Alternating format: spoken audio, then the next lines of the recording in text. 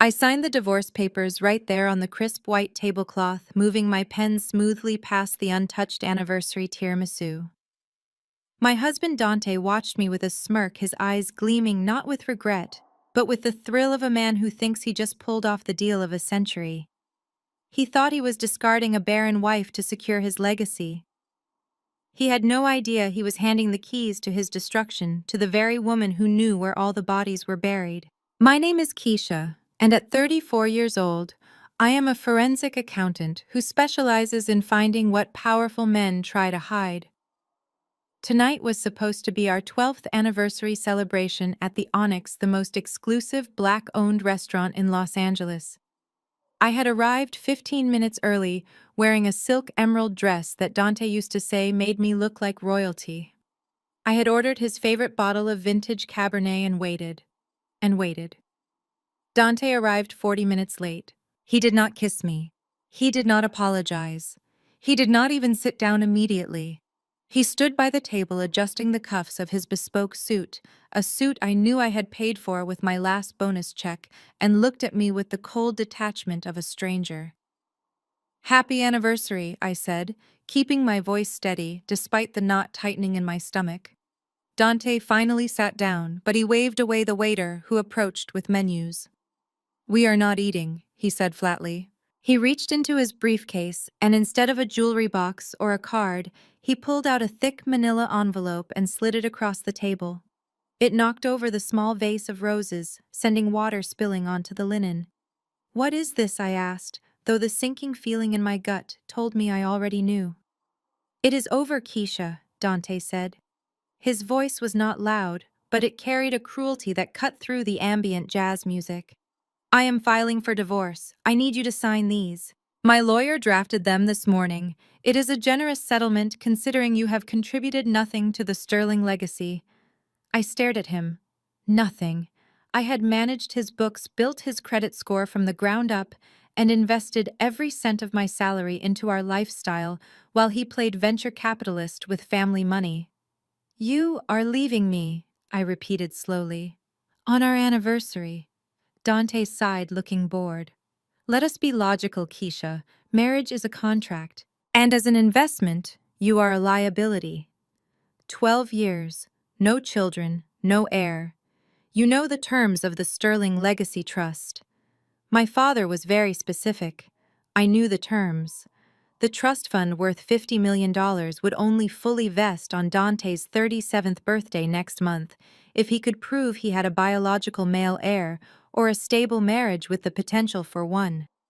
Since we had struggled with infertility for a decade, he was running out of time. "I am a man of significant standing," Dante continued, leaning back. "I need a woman who reflects my future, not my stagnant past. You are too old-fashioned, Keisha. Too safe. I need vitality. I need youth. And most importantly, I need a son." The cruelty was breathtaking. He was speaking about me as if I were a used car he was trading in. I looked around the restaurant. I saw the discreet glances from other tables. In our social circle, appearance was everything, and Dante was humiliating me publicly without a second thought. "Is there someone else?" I asked. Dante checked his watch. "Her name is Jasmine. She is 24. She is vibrant. And unlike you, she knows her duty as a woman." Jasmine, his executive assistant. The one I had hired 6 months ago because I thought she needed a break. The one I had mentored. I looked down at the papers. He was offering me nothing. No alimony, no share of the house. Just my personal belongings and a swift exit. "If you do not sign now," Dante threatened, dropping his voice, "I will make this ugly. I will drag you through court until you are bankrupt. I will tell everyone about your medical inability to conceive.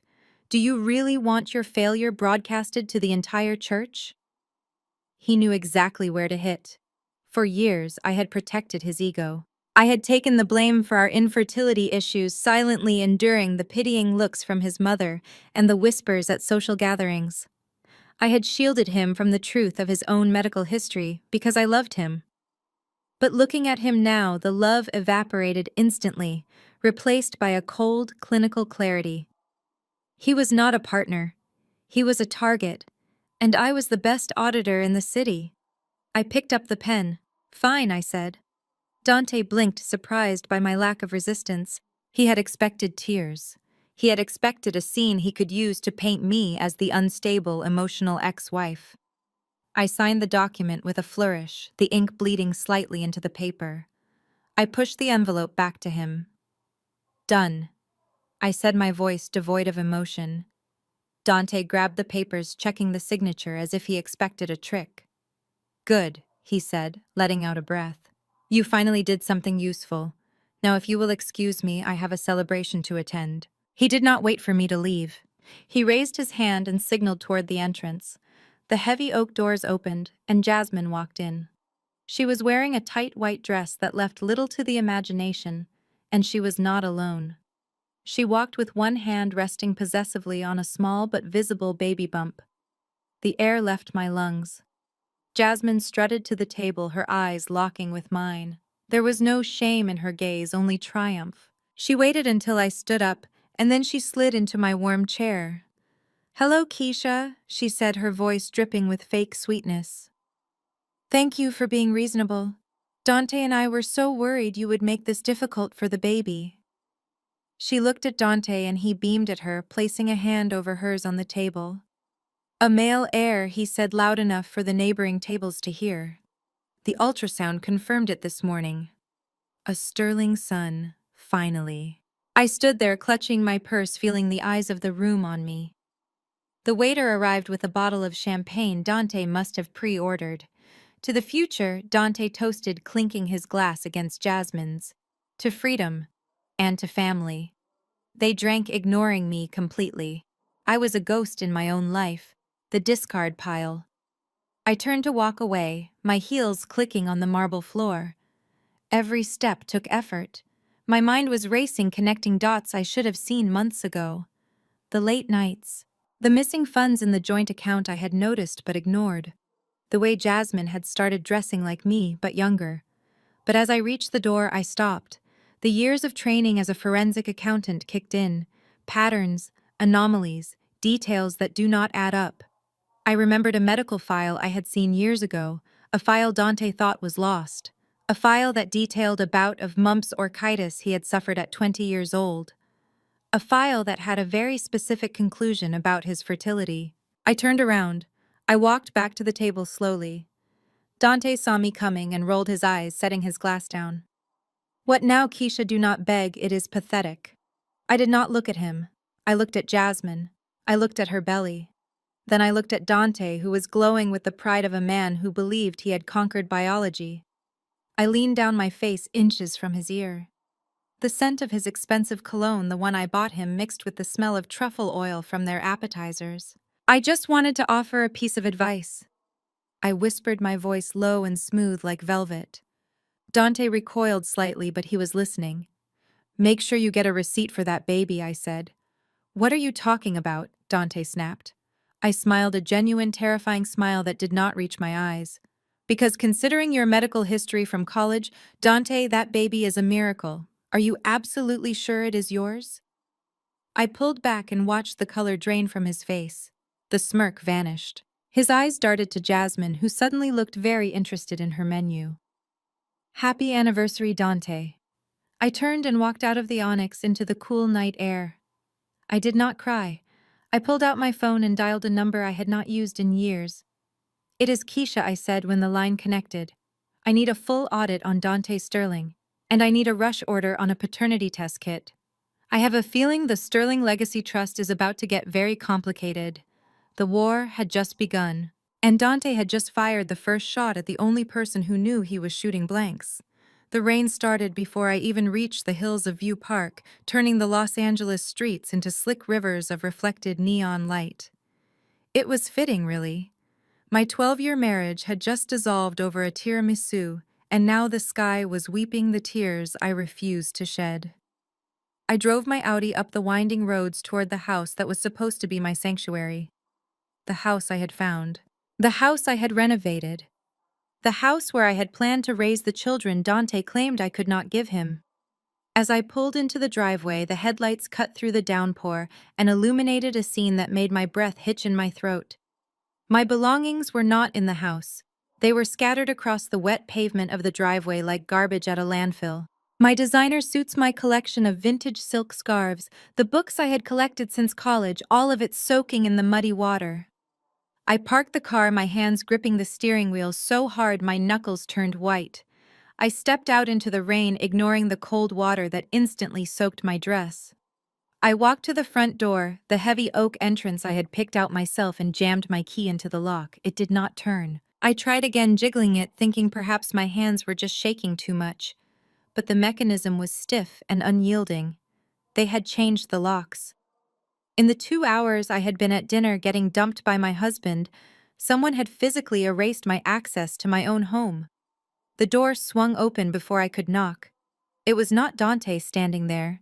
It was Mama Joyce. My mother-in-law stood in the warm glow of the foyer, arms crossed over her chest, wearing a smug expression that told me she had been waiting for this moment for a decade. Behind her, peering over her shoulder with a glass of white wine in hand, was Becky, my sister-in-law, Dante's brother Terrence's wife. Her blonde hair was perfectly blow-dried, and she offered me a small, tight smile that did not reach her eyes. "You can stop scratching at the door like a stray cat," Keisha Mama Joyce said, her voice booming over the sound of the rain. "You do not live here anymore." I stood on the porch, water dripping from my hair into my eyes. "This is my house, Joyce," I said, my voice low and dangerous.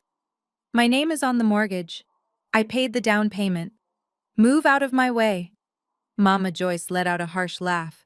"Your name was on the mortgage, honey, but Dante fixed that last month. He told me you signed a quitclaim deed. Something about refinancing for the business. You really should read what you signed, Keisha. For a smart girl, you are incredibly stupid when it comes to love." My stomach dropped. I remembered the papers. Dante had slid them into a stack of tax documents 3 weeks ago. "Just a formality, babe," he had said, kissing my neck. "Just to move some assets around for the trust fund requirements." I had trusted him. I had signed my own eviction notice. "Now get your trash off my driveway," Mama Joyce continued, gesturing to the lawn. "Dante is bringing Jasmine home tonight. She is carrying the sterling air. She needs peace and quiet, not the negative energy of a barren ex-wife." Becky stepped forward, then sipping her wine. "We tried to pack your things nicely, Keisha," she said, her voice dripping with that faux concern that always made my skin crawl. "But we were in such a rush to get the nursery ready. You understand, right? We had to clear out of that office you were hoarding. It has the best light for the baby. My office, my sanctuary." I looked past them into the hallway. I saw boxes. I saw the remnants of my life stacked up to be discarded. And then I saw what Becky was holding in her other hand. It was a wooden crate, old, worn, and precious. My heart stopped. That crate held the only thing I had left of my father, his vintage jazz vinyl collection. Original pressings of Miles Davis, John Coltrane, and Thelonious Monk. Records he had played for me on Sunday mornings when I was a little girl learning to count by the rhythm of the bass. It was the most valuable thing I owned, not in money, but in soul. "Put that down," I said, my voice shaking for the first time. "Becky, give me the crate." Becky looked at the crate, as if she had just realized she was holding it. "Oh, this old dusty thing," she said, tilting her head. "It smells like mildew, Keisha. We could not have this around a newborn. The mold spores alone are a health hazard." "It is not mildew, it is history," I shouted, stepping forward. "Give it to me." Becky smirked. She walked past Mama Joyce onto the porch. She held the crate out over the railing directly above the concrete steps where the rainwater was pooling. "You know, Terrence always says you hold on to the past too much," she said lightly. "Maybe it is time to let go. You do not fit in this family, Keisha. You never did. Your music is just like you. Outdated. A little too loud. And not quite right for us." She opened her hands. "No!" I screamed, lunging forward. But I was too late. The crate hit the concrete with a sickening crunch. I heard the snap of vinyl, the shattering of history. The record spilled out, sliding into the muddy puddles. I watched as a first pressing of Kind of Blue cracked down the middle, the label soaking up the dirty water. Oops, Becky said, covering her mouth with a feigned gasp. My hands are just so slippery from the wine. So sorry, Keisha, but really it is for the best. You need a fresh start, without all this baggage. I fell to my knees on the wet concrete. I reached for the broken pieces of my father's legacy. The rain was washing away the album art, turning the cardboard into pulp. I gathered the shards against my chest, the sharp edges of the vinyl scratching my skin. I looked up at them. Mama Joyce was laughing softly, a low rumble of satisfaction. Becky was looking down at me with pity masked as superiority. They looked like giants, standing in the warmth of the house I had built, looking down at the peasant in the mud. They expected me to scream. They expected me to attack them, to give them a reason to call the police and have me dragged away. They wanted the angry black woman narrative to justify everything they had done. I took a deep breath. The cold air filled my lungs, sharpening my mind. I stood up slowly, clutching the ruined records to my chest. I did not wipe the rain from my face. I did not fix my dress. I just looked at them. I pulled out my phone and opened the Uber app. My fingers were numb, but I managed to request a ride. You think you have won? I said, my voice deadly calm, cutting through the sound of the storm. You think because you changed the locks and broke my records that you have broken me. Mama Joyce scoffed. You are broken, Keisha. You have no husband, no house, no children. You are nothing. Go find a hotel room and cry it out. I walked down the steps, my heels clicking on the wet pavement. I stopped at the bottom and turned back to look at the house. The house where I had hosted Thanksgiving dinners. The house where I had nursed Dante through the flu. The house where I had signed away my youth. I looked directly at Mama Joyce. Enjoy the house, Joyce, I said. Get comfortable, decorate the nursery, because I am going to take it all back. I shifted my gaze to Becky. And you, Becky, you think you are safe because you are the sister-in-law who produced the nieces and nephews. You think your whiteness shields you from the sterling cruelty, but you just started a war you do not have the budget for. A pair of headlights swept across the lawn. My ride was here. I opened the car door and placed the wet, broken records gently on the seat. Before I got in, I turned one last time. Keep the locks, I called out. You are going to need them to keep the police out when I am done with you. I slammed the car door, shutting out their confused expressions. As the car pulled away, I did not look back at the mansion on the hill. I looked down at the broken record in my lap. I was homeless. I was divorced. I was alone. But as I traced the crack in the vinyl, I felt a cold, hard resolve settling in my gut. They had taken my past.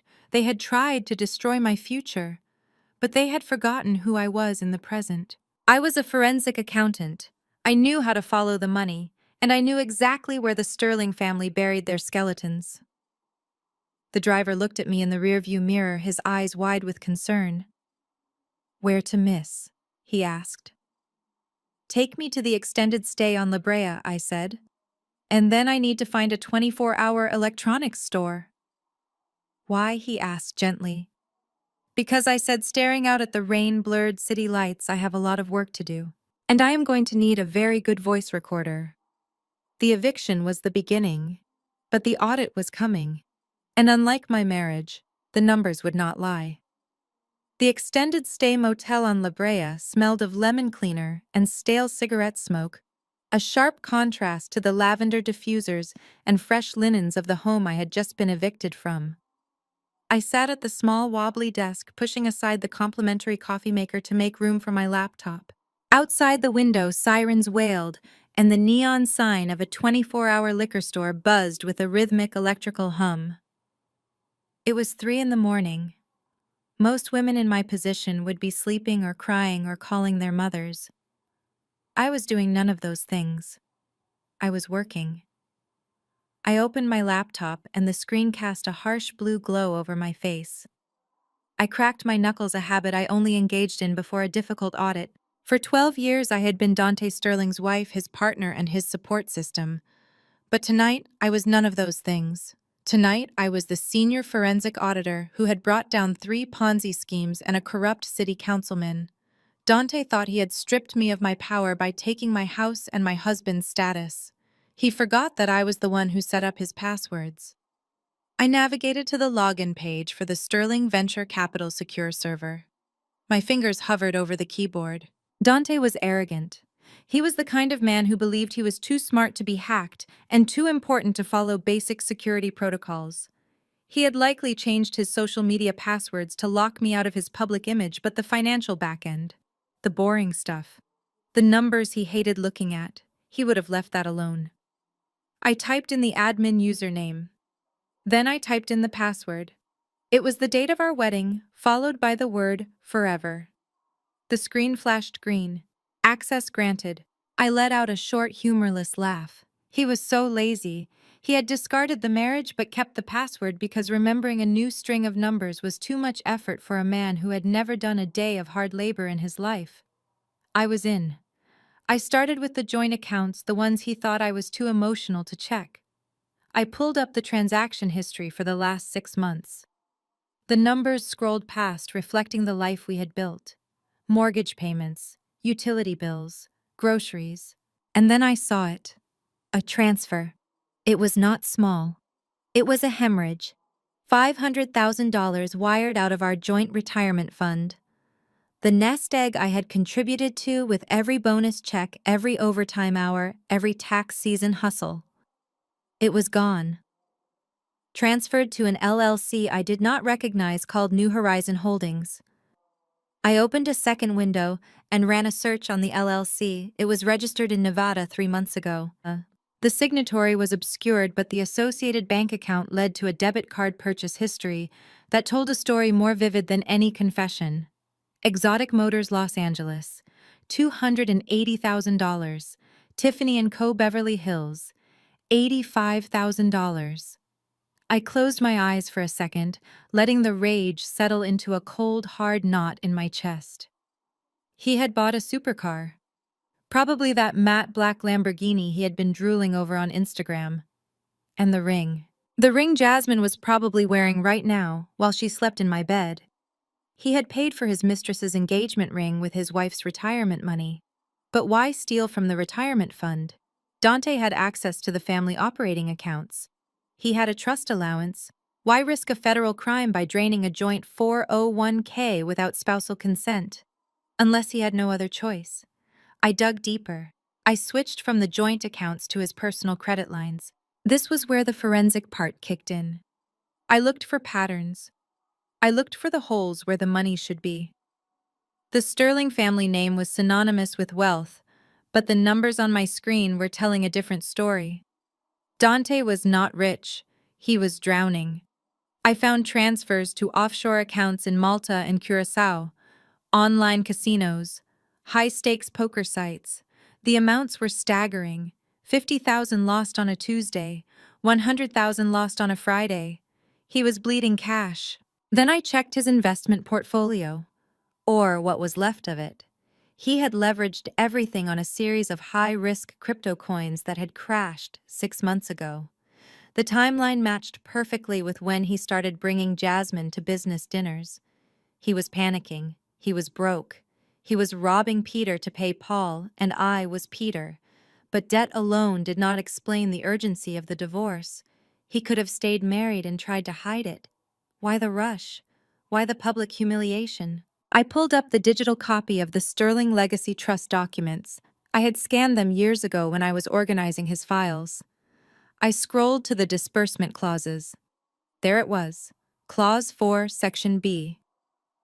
The primary beneficiary, Dante Marcus Sterling, shall receive the corpus of the trust, totaling $50 million upon his 37th birthday, provided he has established a line of succession. This is defined as a biological male heir born in wedlock, or a stable marriage of no less than 5 years with proof of viable pregnancy. I checked the date. Dante turned 37 in exactly 30 days. The puzzle pieces snapped together with a satisfying click. He was broke. He owed sharks and bookies money he did not have. He needed that $50 million to save his life and his reputation, but I had not given him a son. And after 12 years, our marriage was a dead end for the trust requirements because he needed the heir to secure the payout immediately. Jasmine was not just a mistress, she was a transaction. She was an incubator for his $50 million check. He needed that baby boy born or at least proven to exist before his birthday deadline. That was why he evicted me. That was why he needed the divorce signed tonight. He needed to marry Jasmine and legitimize that pregnancy before the trustee reviewed his file next month. He was not in love. He was in debt. I sat back in the cheap motel chair, the springs creaking under me. He had destroyed my life not out of passion, but out of accounting. He had calculated that discarding me was cheaper than missing out on his inheritance. I saved every document. I downloaded the bank statements, the gambling logs, the crypto losses, and the fraudulent transfer of my retirement funds. I created a folder named The Sterling Audit and encrypted it with a password he would never guess. Just as I was about to close the laptop, a notification chimed. A new email had arrived in my personal inbox. It was not from a client or a lawyer. The sender name was blank. The subject line was just one word: karma. I hesitated, my finger hovering over the trackpad. It was 4 in the morning. Who was emailing me now? I clicked open the message. The body of the email was short, but it stopped my heart. Ms. Sterling, I saw what happened at the Onyx tonight. I used to work at the University Health Center in 2008. Your husband was a patient of mine. He treats people like garbage, and he thinks his money can bury the truth. You should request his full medical file from his sophomore year. Look for the treatment records regarding mumps or orchitis. He is lying to everyone, including himself. There was no signature, just an attachment. A grainy, scanned image of an old patient admission form with Dante's name and date of birth. Mumps or orchitis. I froze.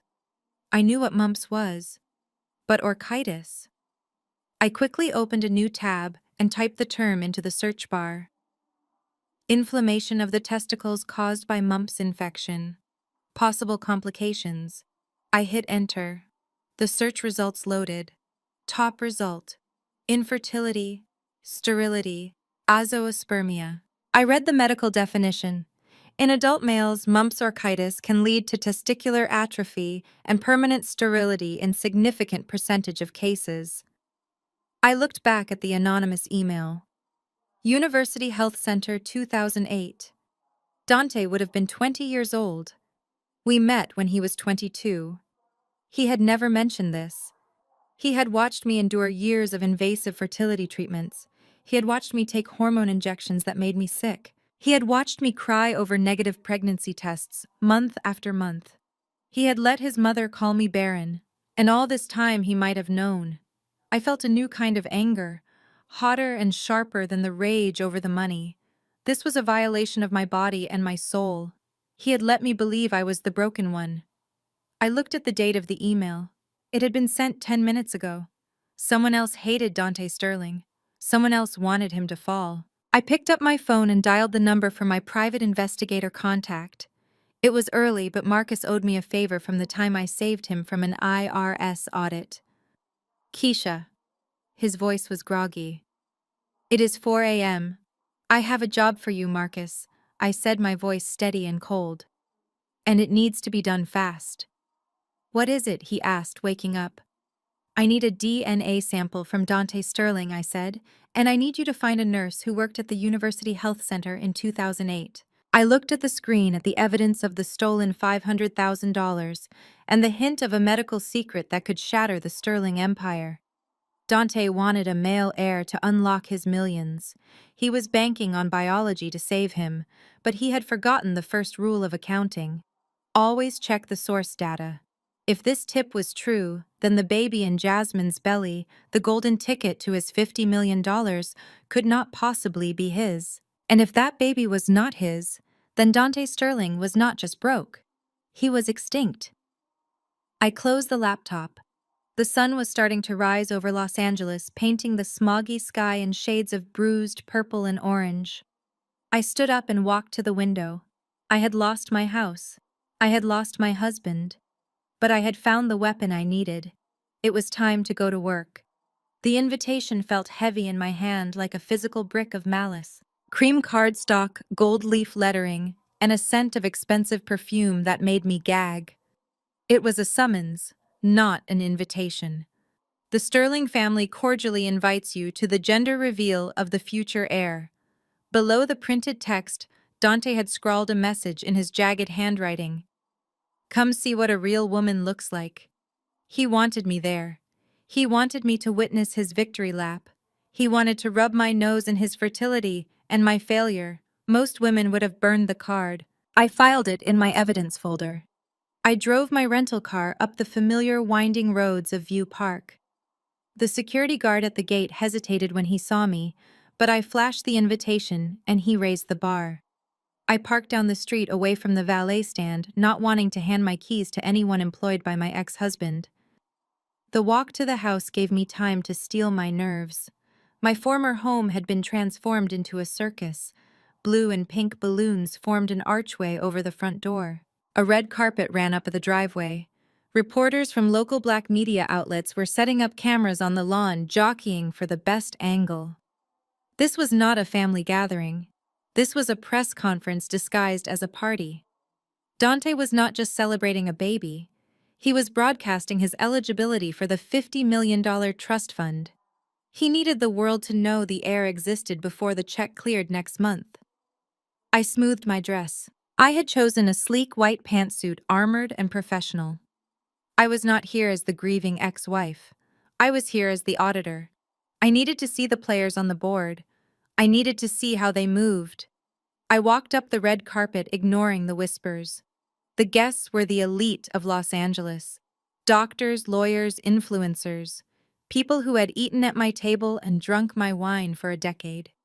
Now they looked at me with a mixture of pity and morbid curiosity. They parted like the Red Sea, afraid that my bad luck might be contagious.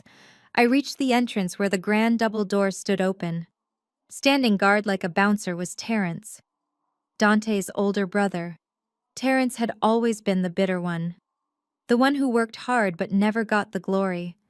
He was shorter than Dante, stockier, with eyes that always seemed to be counting other people's money.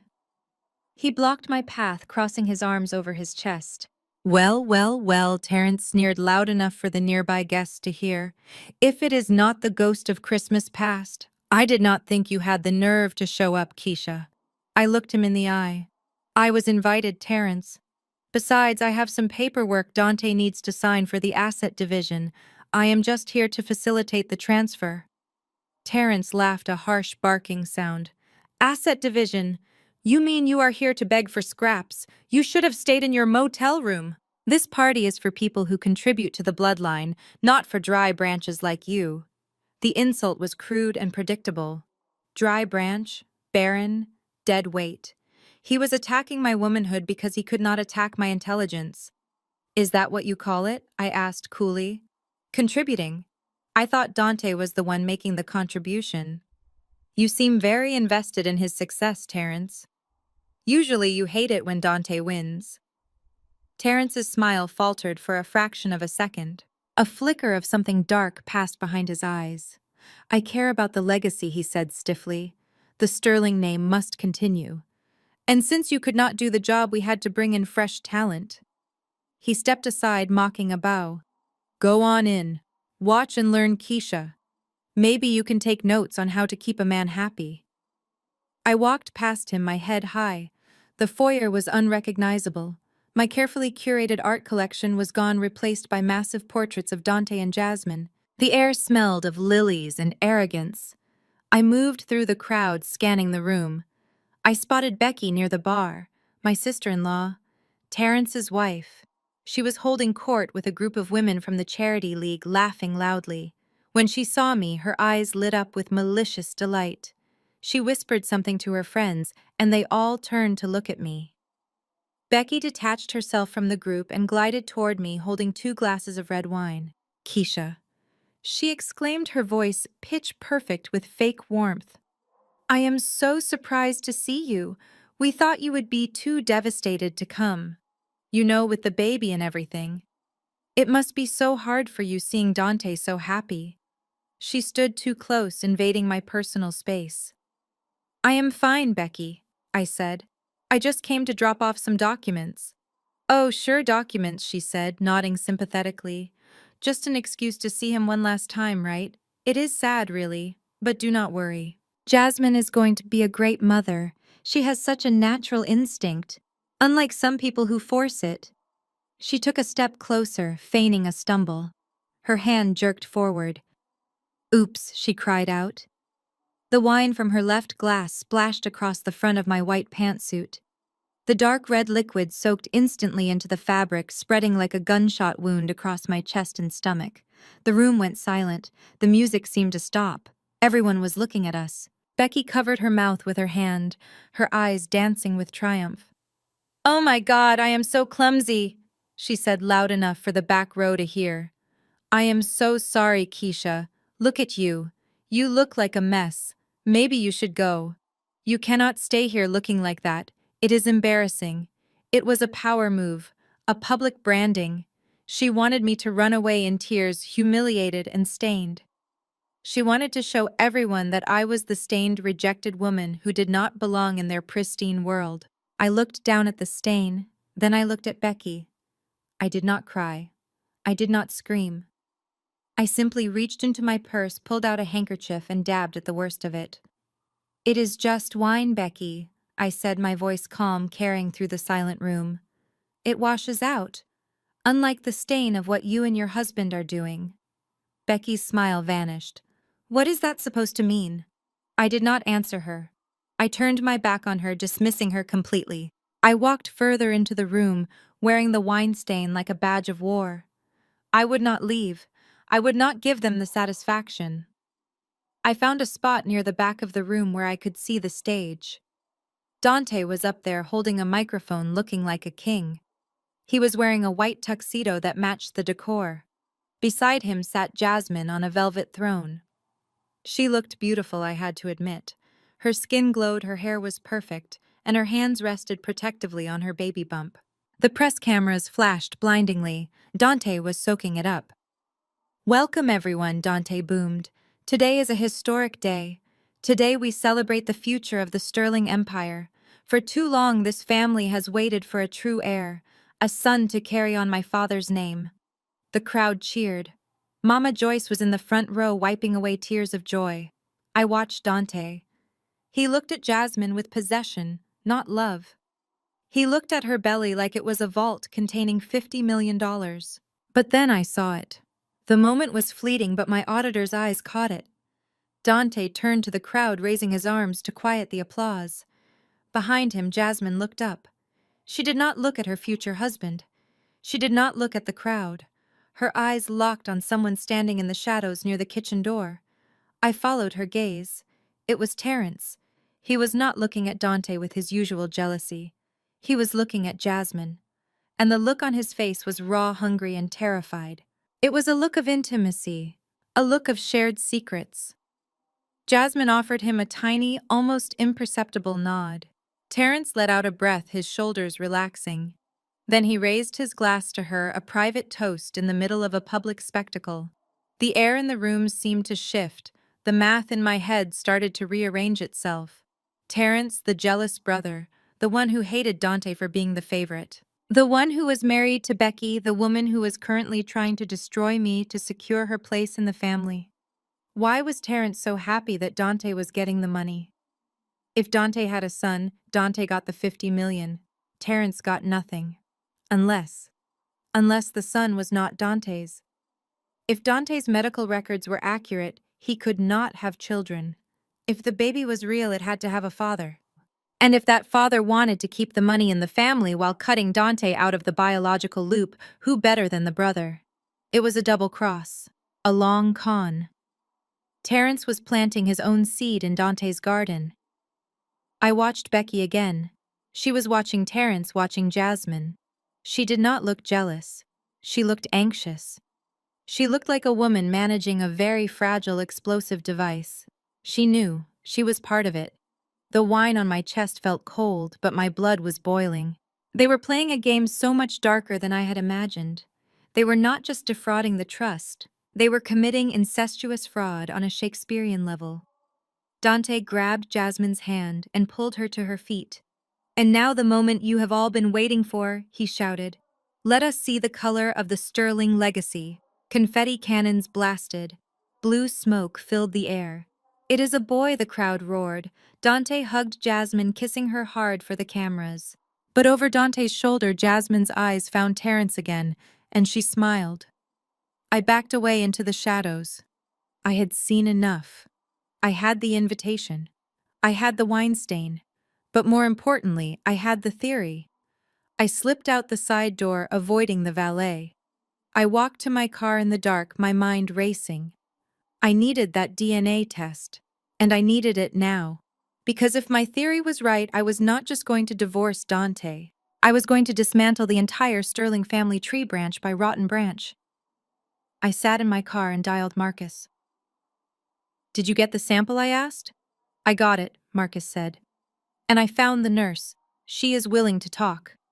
"Good," I said, starting the engine. "Meet me at the lab. I have a new hypothesis to test. And bring a second kit." "Why?" Marcus asked. "Because," I said, watching the blue smoke drift out of the mansion windows, "I think we need to test more than just Dante. We need to test the uncle, too." The party was just getting started, but the hangover was going to be lethal. I sat on the edge of the lumpy motel mattress, scrubbing at the dried Cabernet stain on my white pantsuit with a hotel bar of soap. Becky's wine had left a mark that looked like a jagged scar across my chest, but the stain on my memory was far harder to remove. I closed my eyes, and the image of Dante on that stage, preening like a peacock over a child that could not possibly exist, burned behind my eyelids. I needed to stop reacting and start auditing. I opened my laptop again and pulled up the anonymous email from the nurse. University Health Center, 2008. Mumps orchitis. I knew that term. I knew it because I had seen it before. My mind traveled back 12 years to the second year of our marriage. We had just started trying for a baby. Dante had been eager, almost desperate to prove his virility. When months turned into a year with no positive test, he had become sullen. He refused to get tested, insisting that a Sterling man had no issues in that department. It had to be me. So I took the burden. I went to the fertility clinic alone.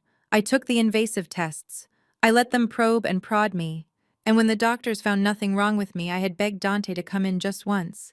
He had gone reluctantly. But he made me pick up the results. I remembered sitting in Dr. Evans' office, the sunlight hitting the dust motes in the air. Dr. Evans looked at me with deep sympathy. He slid a piece of paper across the desk. It was a semen analysis. The count was 0. Azoospermia.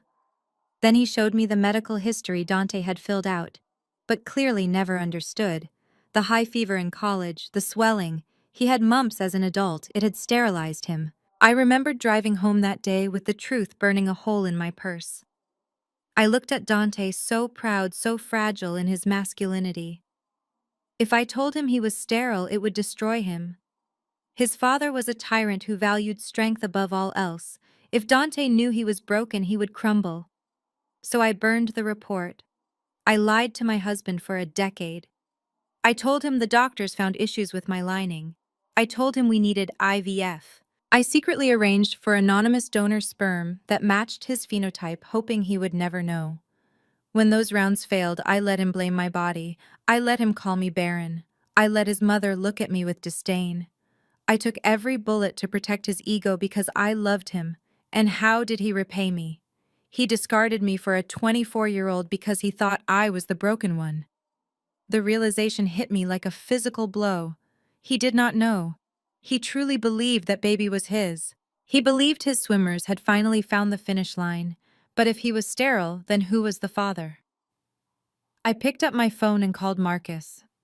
It was mid-morning now. "I need you to get something for me," I said, my voice devoid of the trembling that had plagued me the night before. "Name it," Marcus said. "I need Dante's DNA. Not a cup from a trash can. I need something undeniable." He works out at Equinox on Olive Street every morning at 10. He drinks from a reusable metal bottle, but he uses their towels. "Get me a towel. Get me a bottle. Get me anything with his saliva or sweat on it." "Done," Marcus said. What else? I need eyes on Jasmine, I said. She is living in my house now. I want to know where she goes when Dante is at the office. I want to know who she talks to. I wired Marcus a retainer that drained the last of my personal savings. It was a gamble, but forensic accounting is all about investment and return. 2 hours later, Marcus texted me a photo of a plastic biohazard bag containing a white gym towel. Got it. He wiped his face with it after a treadmill run, dropping it at the lab now. I called my contact at the lab, a woman named Sarah, who owed me her job after I found the embezzlement scheme her boss was running. Sarah, I need a rush on a YSTR analysis, I told her. Compare the sample Marcus is bringing against the prenatal profile you have on file for Jasmine Wells. Keisha, that is highly irregular, Sarah whispered. That prenatal test is sealed. I know I said. But if I am right, you are going to want to be on the winning side of this. Just run the numbers, Sarah. Tell me if the baby in Jasmine's belly shares a paternal line with Dante. She agreed reluctantly. I spent the rest of the afternoon in the motel room building my case file. I pulled tax returns. I pulled credit card statements. I reconstructed the timeline of the affair. Dante had started paying Jasmine's rent 6 months ago. He had leased a Porsche in her name 3 months ago. But there was a discrepancy. I found a series of cash withdrawals from Dante's personal account.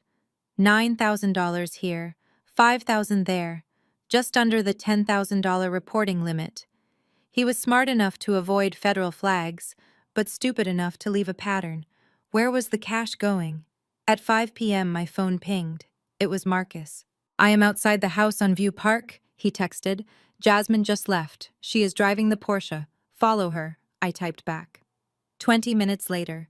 She is pulling into a motel in Inglewood, the Seabreeze. It is a dive Keisha, not exactly the Ritz. Why would the future Mrs. Dante Sterling, driving a brand new Porsche, go to a cheap motel in Inglewood? Keep watching, I ordered. 10 minutes passed, then 20. The suspense was making my skin itch. I paced the small room, then my phone buzzed. A photo message. Check this out, Marcus wrote. I opened the image. It was grainy, taken with a telephoto lens through a car window, but the subjects were unmistakable.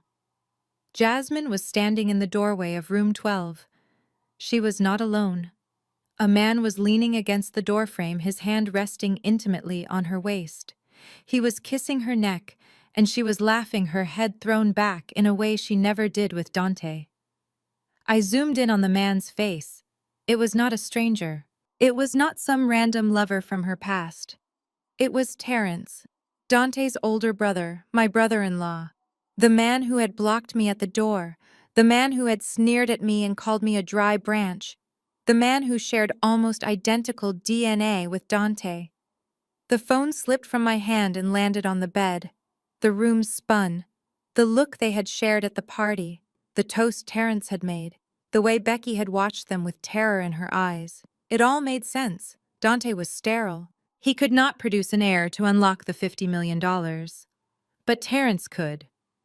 If Terrence impregnated Jasmine and they passed the baby off as Dante's, the DNA would be close enough to fool a basic paternity test.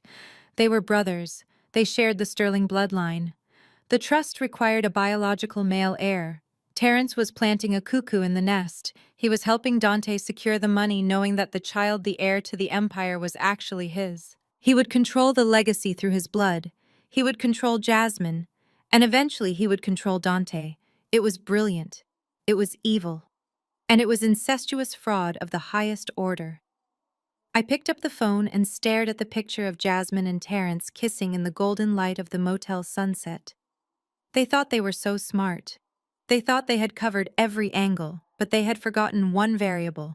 They had forgotten about the wife who knew how to read the fine print. Sarah called me 10 minutes later.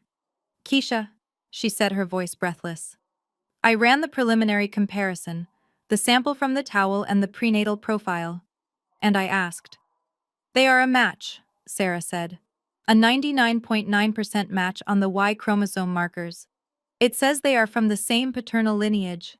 Exactly, I whispered. Same lineage, but not the same father. Standard paternity tests look for lineage. They confirm the father is a sterling, but they do not distinguish between brothers unless you run a specific advanced panel. Run the advanced panel, Sarah. But I do not have a sample for the brother, she said, confused. I looked at the photo on my screen. Terrence was smoking a cigarette, flicking the ash onto the pavement. You will, I said. Marcus is on site. I hung up and texted Marcus. Do not leave. Wait until Terrence throws that cigarette butt away. I need it. I walked to the mirror in the motel room. The wine stain was still visible, a faint purple shadow on my chest. Dante had destroyed my life for a lie. He was celebrating a son that belonged to his brother. He was about to hand over his fortune to the man who was sleeping with his fiancée. I should have been devastated. I should have been heartbroken. Instead, I started to laugh. It was a low, dark sound that bounced off the cheap drywall. Congratulations, Dante, I whispered to the empty room. You finally got your family. And I was going to be the one to introduce them. The pieces of the puzzle were scattered across the cheap motel bedspread like shards of a broken mirror reflecting a family so twisted it made my stomach turn. I stared at the grainy photo of Terrence kissing Jasmine, and suddenly the last 12 years of family dinners clicked into a horrifying new focus. This was not just about lust, this was a coup. I thought back to every Thanksgiving, every Christmas, every birthday at the Sterling Mansion. Mama Joyce sat at the head of the table like a queen, always serving Dante first, always praising Dante's investments, always fawning over Dante's suits. Terrence sat at the other end, often ignored, usually criticized. Terrence, the older brother who worked a mid-level management job. Terrence, who drove a leased Lexus while Dante bought cash Porsches. Terrence, who had to beg Mama Joyce for a loan to fix his roof while Dante got $50,000 birthday checks. Mama Joyce had created this monster. She had pitted her sons against each other since the cradle, anointing Dante the Golden Prince and casting Terrence as the spare. She had bred a resentment in Terrence so deep and toxic, it had metastasized into this elaborate, incestuous scheme. He wanted what Dante had. He wanted the money, the power, and the respect. And since he could not earn it, he was going to steal it using his own biological material. But the most chilling realization was Becky. I paced the small room, my mind racing. Becky was Terrence's wife. She was a woman who prided herself on appearances. She was the head of the PTA. She volunteered at the animal shelter. She was the picture of suburban white perfection, desperately trying to fit into the black aristocratic world of View Park. Why would she tolerate her husband sleeping with a 24-year-old Instagram model? Why would she stand by and watch Jasmine carry her husband's child and pass it off as Dante's? Because Becky was tired of being the poor relation. I remembered a conversation from 3 months ago. We were at a charity gala, and Becky had had too much Chardonnay. She had gripped my arm, her nails digging into my skin, and hissed about how unfair it was that Dante got everything just because he was the favorite. She had said Terrence deserves the throne, Keisha. He is the one who actually takes care of the family. Becky was not a victim. She was the architect. She knew that if Dante died without an heir, the trust would dissolve or go to charity. But if Dante had a son, the money would flow. And if that son was actually Terrence's, then Terrence and Becky would hold the puppet strings. They would control the mother, they would control the child, and eventually they would control the $50 million. She was willing to endure the humiliation of the affair because she viewed Jasmine not as a rival, but as a surrogate. A paid employee doing a job Becky could not do. It was Machiavellian, it was brilliant, and it was absolutely repulsive. My laptop pinged. It was the email I had been waiting for from Sarah at the lab. Subject amnio results / cross-reference. My hands trembled as I opened it. I had called in a marker for this. Jasmine was high risk because of previous complications she had mentioned on social media, so she had undergone an amniocentesis last week to check for genetic markers. The sample was on file at the lab where Sarah was a supervisor. It was illegal to access it. It was a breach of every privacy law in California. I did not care. I was not a lawyer, I was an auditor, and auditors looked at the raw data. I clicked the attachment. The screen filled with rows of genetic markers, alleles, chromosomes. The biological blueprint of the fetus growing inside the woman who had stolen my life. Sarah had run the comparison against the DNA sample from Dante's gym towel. I scrolled to the bottom of the report. The conclusion was highlighted in red. Paternity probability 0.00%. The exclusion is absolute. The donor of sample A, Dante Sterling, cannot be the biological father of the fetus. I let out a breath I did not know I was holding. 0%. Dante was celebrating a child that had absolutely no connection to him. He was handing over his legacy, his name, and his fortune to a baby that was a stranger to his blood. But then I scrolled to the second page. Sarah had run the second comparison. The one against the cigarette butt Marcus had snatched from the motel parking lot. Sample B. Terrence Sterling. Paternity probability 99.99%. The donor of sample B is confirmed as the biological father. I stared at the numbers until they blurred. It was true. My hypothesis was not just paranoia. It was a fact written in the language of proteins and enzymes. Terrence had impregnated his brother's mistress. Becky was allowing it. Mama Joyce was too blinded by her obsession with a male heir to see the deception right under her nose. And Dante. My arrogant, foolish, cruel husband was the biggest mark in the city. He was strutting around that party right now, popping champagne, accepting congratulations for a virility he did not possess.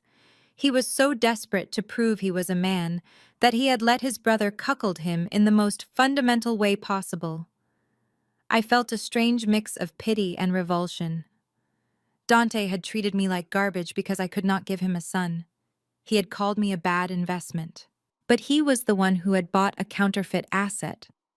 I saved the file. I backed it up to the cloud. I printed 2 copies on the portable printer I kept in my travel bag. This was it. This was the nuclear bomb. But I could not just drop it. Not yet. If I emailed this to Dante now, he might bury it. He might pay Terrence off. He might find a way to spin it. The Sterlings were experts at covering up their sins. Mama Joyce would rather die than let a scandal like this ruin her reputation at the church. No, this had to be public. It had to be undeniable. It had to happen in a way that left them no room to maneuver. I looked at the calendar. Dante's birthday was in 2 days. The day the trust fund matured, the day he was planning to sign the final papers to claim the $50 million. He was throwing a massive gala at the Beverly Wilshire, a black tie event. The press would be there. His investors would be there. The trustee of the estate would be there. It was the perfect stage. I picked up my phone and texted Marcus. "We have a match. Terrence is the father." Marcus replied instantly. "Damn, that is cold. What is the play?" I typed back, my fingers flying over the glass screen. "The play is total scorched earth. I need you to find out who the trustee is for the Sterling Legacy Trust. I need his name and I need to know if he is going to be at the birthday gala." Marcus replied a minute later. "His name is Arthur Vance. Old school guy, very by the book. And yes, he is on the guest list. He has to be there to certify the heir." Perfect. I stood up and walked to the closet where my few remaining clothes hung. I pushed aside the business suits and the sensible blouses. I needed armor, but not the kind I wore to a board meeting. I needed something that said I was not the victim. I needed something that said I was the executioner. I grabbed my purse. I had drained my savings for the investigator, but I had one credit card Dante did not know about. A card I had kept for emergencies. This was an emergency. I was going shopping. I was going to buy the most expensive, most dramatic dress in Los Angeles. And then I was going to crash a party. Dante wanted a gender reveal. He wanted a show. I looked at the DNA report on the screen one last time. The 0% match staring back at me like a loaded gun. I was going to give him a reveal he would never forget. I closed the laptop and walked out of the motel room into the humid night. The rain had stopped, but the storm was just beginning. The morning before Dante's 37th birthday, the sun beat down on the glass facade of my independent consulting office in downtown Los Angeles. I was sitting at my desk reviewing the financial forensic report for a separate client when the door opened without a knock. I did not need to look up to know who it was. The heavy scent of oud wood cologne and the click of expensive Italian loafers on the hardwood floor announced his arrival before he even spoke. Dante strode into my office like he owned the building. He was wearing a navy blue suit that fit him perfectly, likely purchased with the last dregs of our joint savings. But he was not alone. Trailing behind him, struggling to walk in heels that were clearly too high for a Tuesday morning, was Becky. She was wearing a beige power suit that looked stiff and uncomfortable, clutching a designer handbag like a shield. I swiveled my chair around and folded my hands on the desk. "To what do I owe the pleasure, Dante?" I asked, my voice dry. "The divorce papers are already with the court. Unless you are here to return the money you stole from my retirement fund, I do not see what we have to discuss." Dante laughed, a short, dismissive sound. He sat in the client chair without asking, while Becky hovered nervously by the door. "I am not here about the divorce, Keisha," he said, smoothing his tie. "I am here about business. As of this morning, your contract as the external financial consultant for Sterling Venture Capital is terminated." I raised an eyebrow. I had managed his company's books since its inception. I knew where every penny came from, and more importantly, I knew where every penny disappeared to. "You are firing me," I stated. "Dante, you know the audit season is next month. You do not have anyone else who understands the shell companies you set up in Delaware." "We have that covered," Dante said, smirking. "We are restructuring, moving the financial management in-house, family only. It is a matter of trust, Keisha. And obviously, I cannot trust a vindictive ex-wife with the keys to the kingdom." He gestured to Becky, who stepped forward trying to look authoritative. "Meet the new chief financial officer of Sterling Venture Capital," Dante announced. I stared at Becky. Becky, who had once asked me if a tax write-off meant the government paid you back in cash. Becky, whose previous work experience consisted of running the PTA bake sale and a failed Etsy shop selling handmade soap. "Becky," I asked, unable to keep the incredulity out of my voice, "you are making Becky your CFO." Becky lifted her chin, defensive immediately. "I have been taking online courses, Keisha, and Terrence has been teaching me the ropes. Besides, it is just numbers. It cannot be that hard if you were doing it." I looked from her to Dante. This was not just an insult, it was suicide. Dante was putting a woman with zero financial literacy in charge of a company that was currently hemorrhaging money and actively committing tax fraud. But then I realized why. Dante needed someone to sign the documents.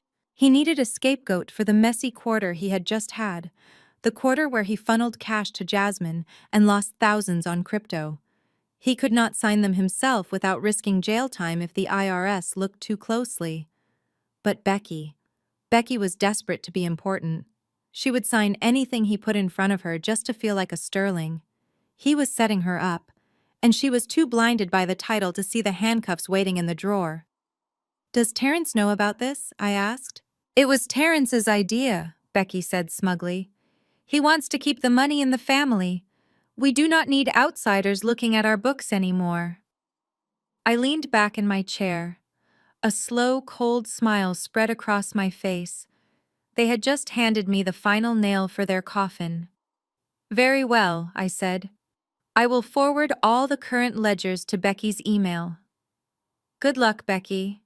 You are going to need it, especially with the new tax compliance regulations. Make sure you review the Section 409 evaluations carefully before you sign off on the executive bonuses." Becky blinked clearly, having no idea what I was talking about. "Oh, I will," she said breezily. "Just send the files." Dante stood up, buttoning his jacket. "We are done here, Keisha. Clear your things out of the server by noon. After tomorrow, everything changes. The trust fund clears, I get my 50 million, and you will just be a footnote in my biography." He walked to the door, Becky following like a loyal puppy. Before they left, Dante turned back. "Do not try anything stupid," he warned. "You are out of the game."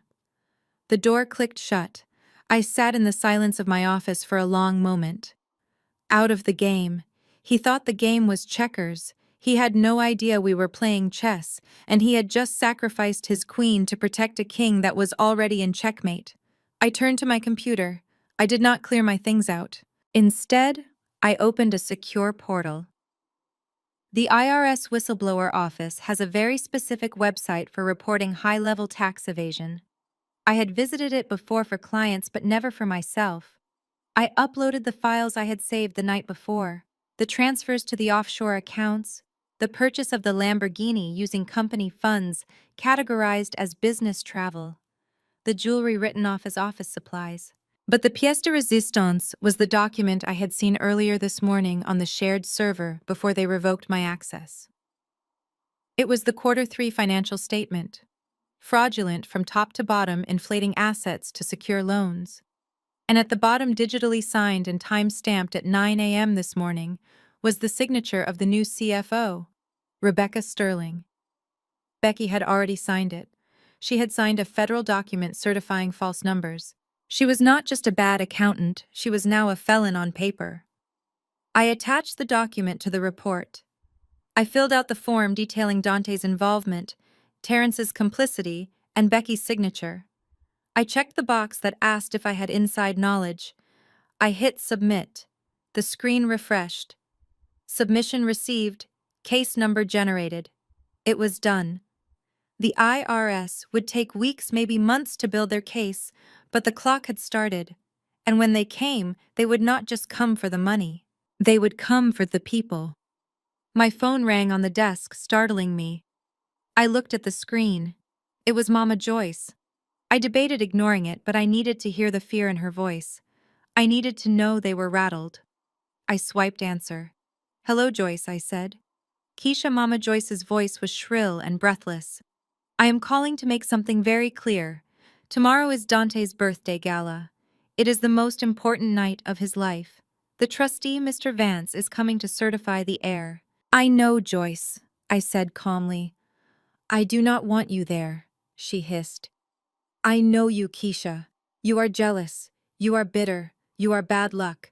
You have been a dark cloud over my son for 12 years, and I will not let you rain on his parade. If you show your face at the Beverly Wilshire, I will have security throw you out on the street. Do you hear me?" I listened to her venom. She was terrified. She was so close to the money she could taste it. $50 million to secure her status, to pay off her debts, to prove to the world that the Sterlings were royalty. She thought I was the only obstacle. She had no idea that her son was sterile. She had no idea her other son was sleeping with the mother of her grandchild. She had no idea her daughter-in-law had just committed federal fraud. "I am not bad luck, Joyce," I said, my voice soft and dangerous. "I am just the auditor." "Don't you play word games with me," she snapped. "You are not invited. Stay away. You are the past. Jasmine and that baby boy are the future."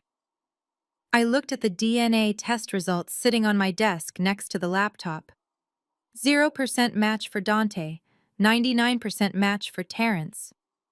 "You are right, Joyce," I said.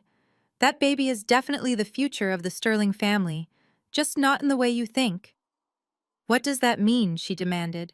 "It means you do not have to worry, Mom," I said, using the title she hated coming from me. "I know I am not on the guest list, but I promise you I will not cause a scene at the door." "Good," she huffed. "At least you have some dignity left." "Oh, I have plenty of dignity," I said. "And Joyce." "What?" "Do not worry about me coming empty-handed. I am bringing a gift." "I do not want your cheap gifts," she spat.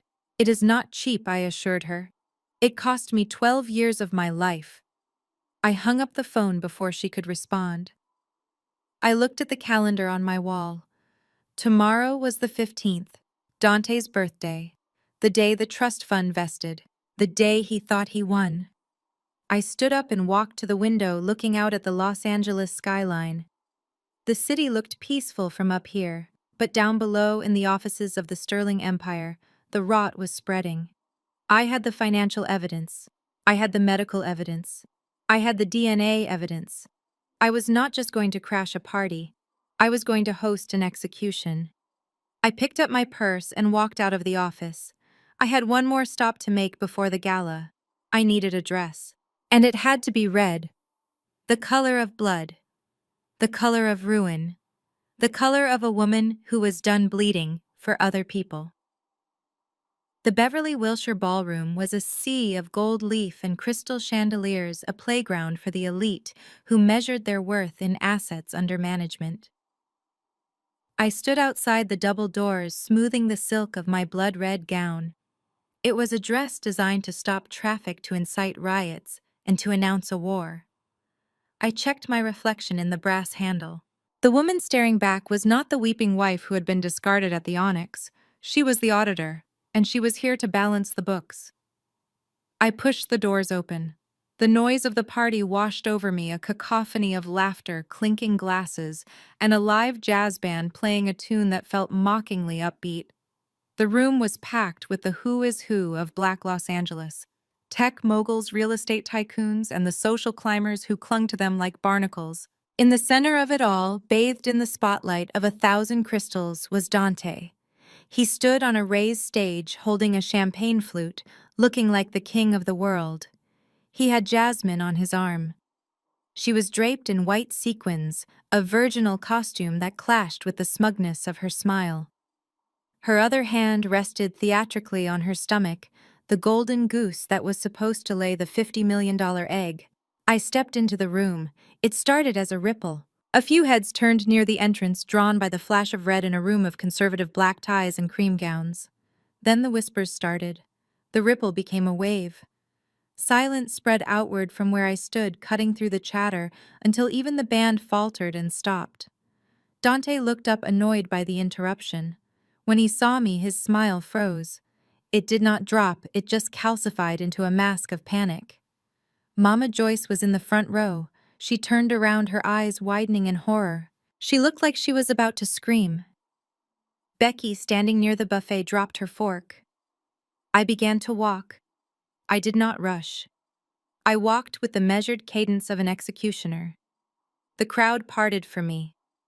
These were people who had ignored my calls, people who had unfollowed me on social media, people who had chosen the winner before the game was over. Now they stared at me with a mixture of fear and awe. I held my head high, my eyes locked on Dante. Security! Mama Joyce shrieked, jumping to her feet, her voice cracked, breaking the spell. Get her out of here! She is not invited! Someone call the police! 2 large men in black suits started toward me, moving fast. Dante looked relieved. He adjusted his tuxedo jacket, regaining his composure. Ladies and gentlemen, he boomed into the microphone, trying to reclaim the room. Please ignore the disturbance. Just a bitter ex-wife who cannot accept that the Sterling legacy is moving on. The guards were 10 feet away. I did not flinch. I did not look at them. I looked past them to an older man sitting at the VIP table right next to the stage. Arthur Vance, the trustee. He was watching me. He was a man of the law, a man who respected contracts and facts above emotion. He had known me for 12 years. He knew I was the one who filed Dante's taxes. He knew I was the one who kept the Sterling accounts compliant. I held up a single blue folder. Mr. Vance. I called out, my voice clear and steady. I am here to facilitate the certification of the heir. The guards grabbed my arms. Get her out! Dante shouted, his sweat starting to show under the stage lights. Wait! Arthur Vance stood up. His voice was not loud, but it carried the weight of the checkbook. Let her go. The guards hesitated, looking from Dante to Arthur. Mr. Vance. Dante stammered. She is crazy. She is here to cause a scene. She is here with a file, Arthur said calmly. And since I am about to sign over $50 million based on the existence of a biological heir, I think I would like to see what is in that folder. Let her speak. The guards released me. I brushed off my sleeves, pretending to remove lint. I nodded at Arthur, a professional acknowledgement between colleagues. Then I walked up the stairs to the stage. Dante backed away as I approached, pulling Jasmine with him. Jasmine looked terrified, her hand clutching her belly as if I might snatch it. Get away from me, Dante hissed off mic. You are ruined, Keisha. You have nothing. I stepped up to the podium. I placed the blue folder on the lectern next to Dante's speech notes. I leaned into the microphone.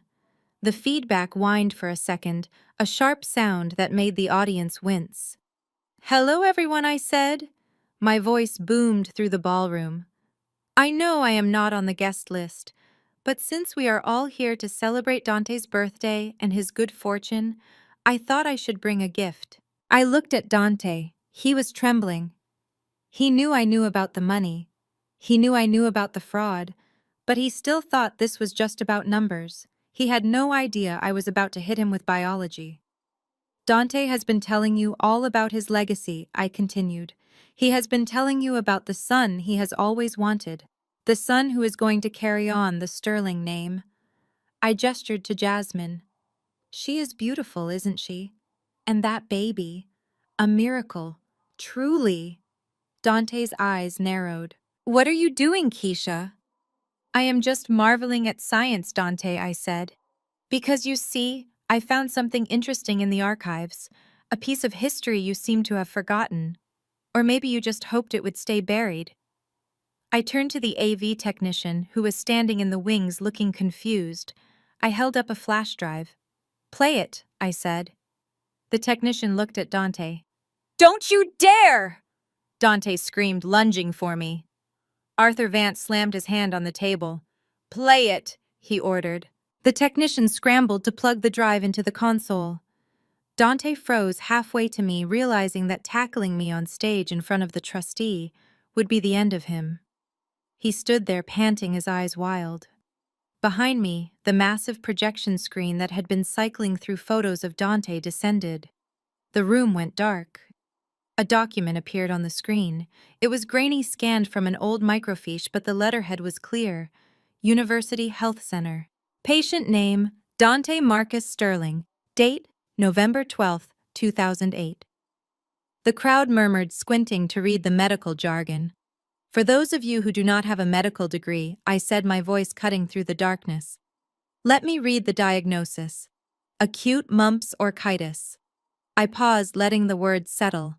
And the prognosis, signed by Dr. Evans. The screen zoomed in on the handwritten notes at the bottom. Patient advised of significant testicular atrophy. Semen analysis confirms azoospermia. Condition is likely permanent. Patient is sterile. The silence in the ballroom was absolute. It was a vacuum that sucked the air out of the room. Sterile. The word hung there, massive and undeniable. I turned to Dante. He was staring at the screen, his mouth open, his face the color of ash. He looked like a man who had just watched his own execution.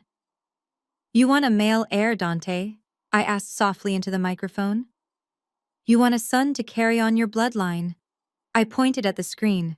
According to your own doctors, that is biologically impossible. You cannot have children, Dante. You never could. I looked out at the crowd, at the hundreds of shocked faces. So if Dante is sterile, I asked, allowing the question to hang in the air like a guillotine blade, then who exactly is the father of the baby in Jasmine's stomach? Dante turned slowly to look at Jasmine.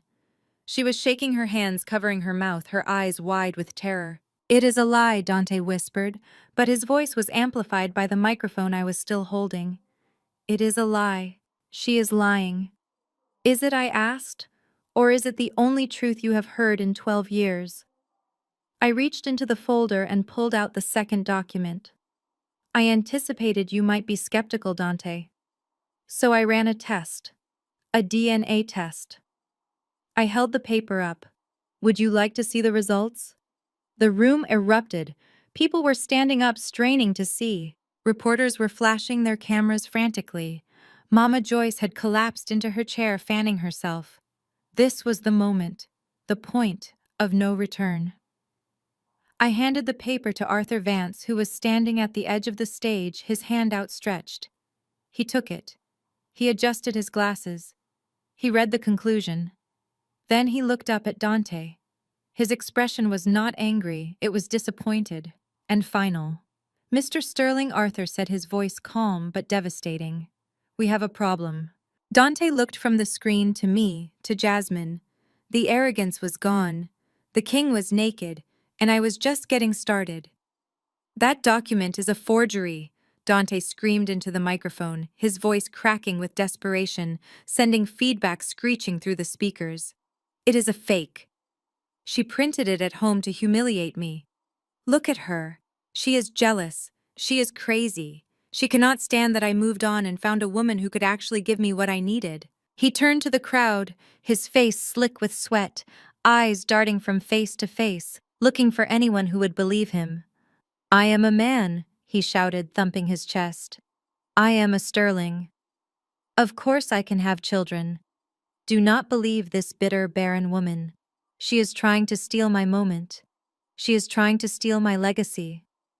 I stood perfectly still on the stage watching him unravel. It was pathetic. He was fighting a war against science with nothing but his ego. I looked over at Arthur Vance.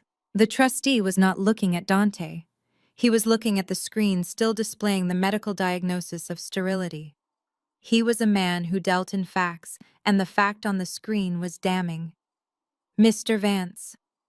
I said, my voice calm and amplified, cutting through Dante's hysterics. I anticipated he would say that. Denial is the first stage of grief after all. And Dante is grieving the loss of $50 million.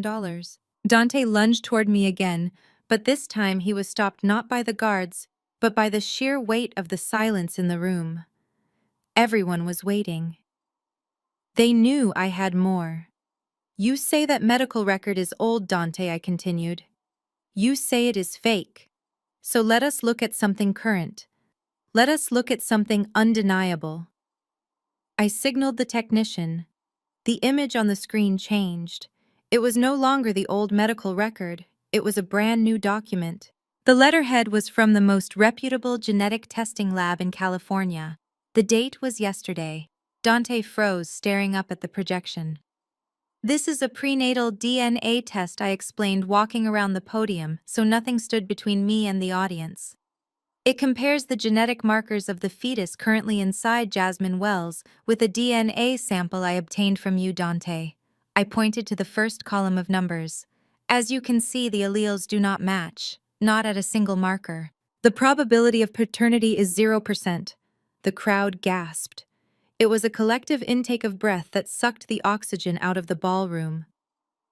Zero, Dante, I said. That baby has absolutely no biological connection to you. You are not the father. You never were. You are just the bank account.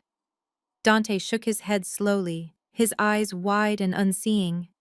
No, he whispered. No, she is pregnant.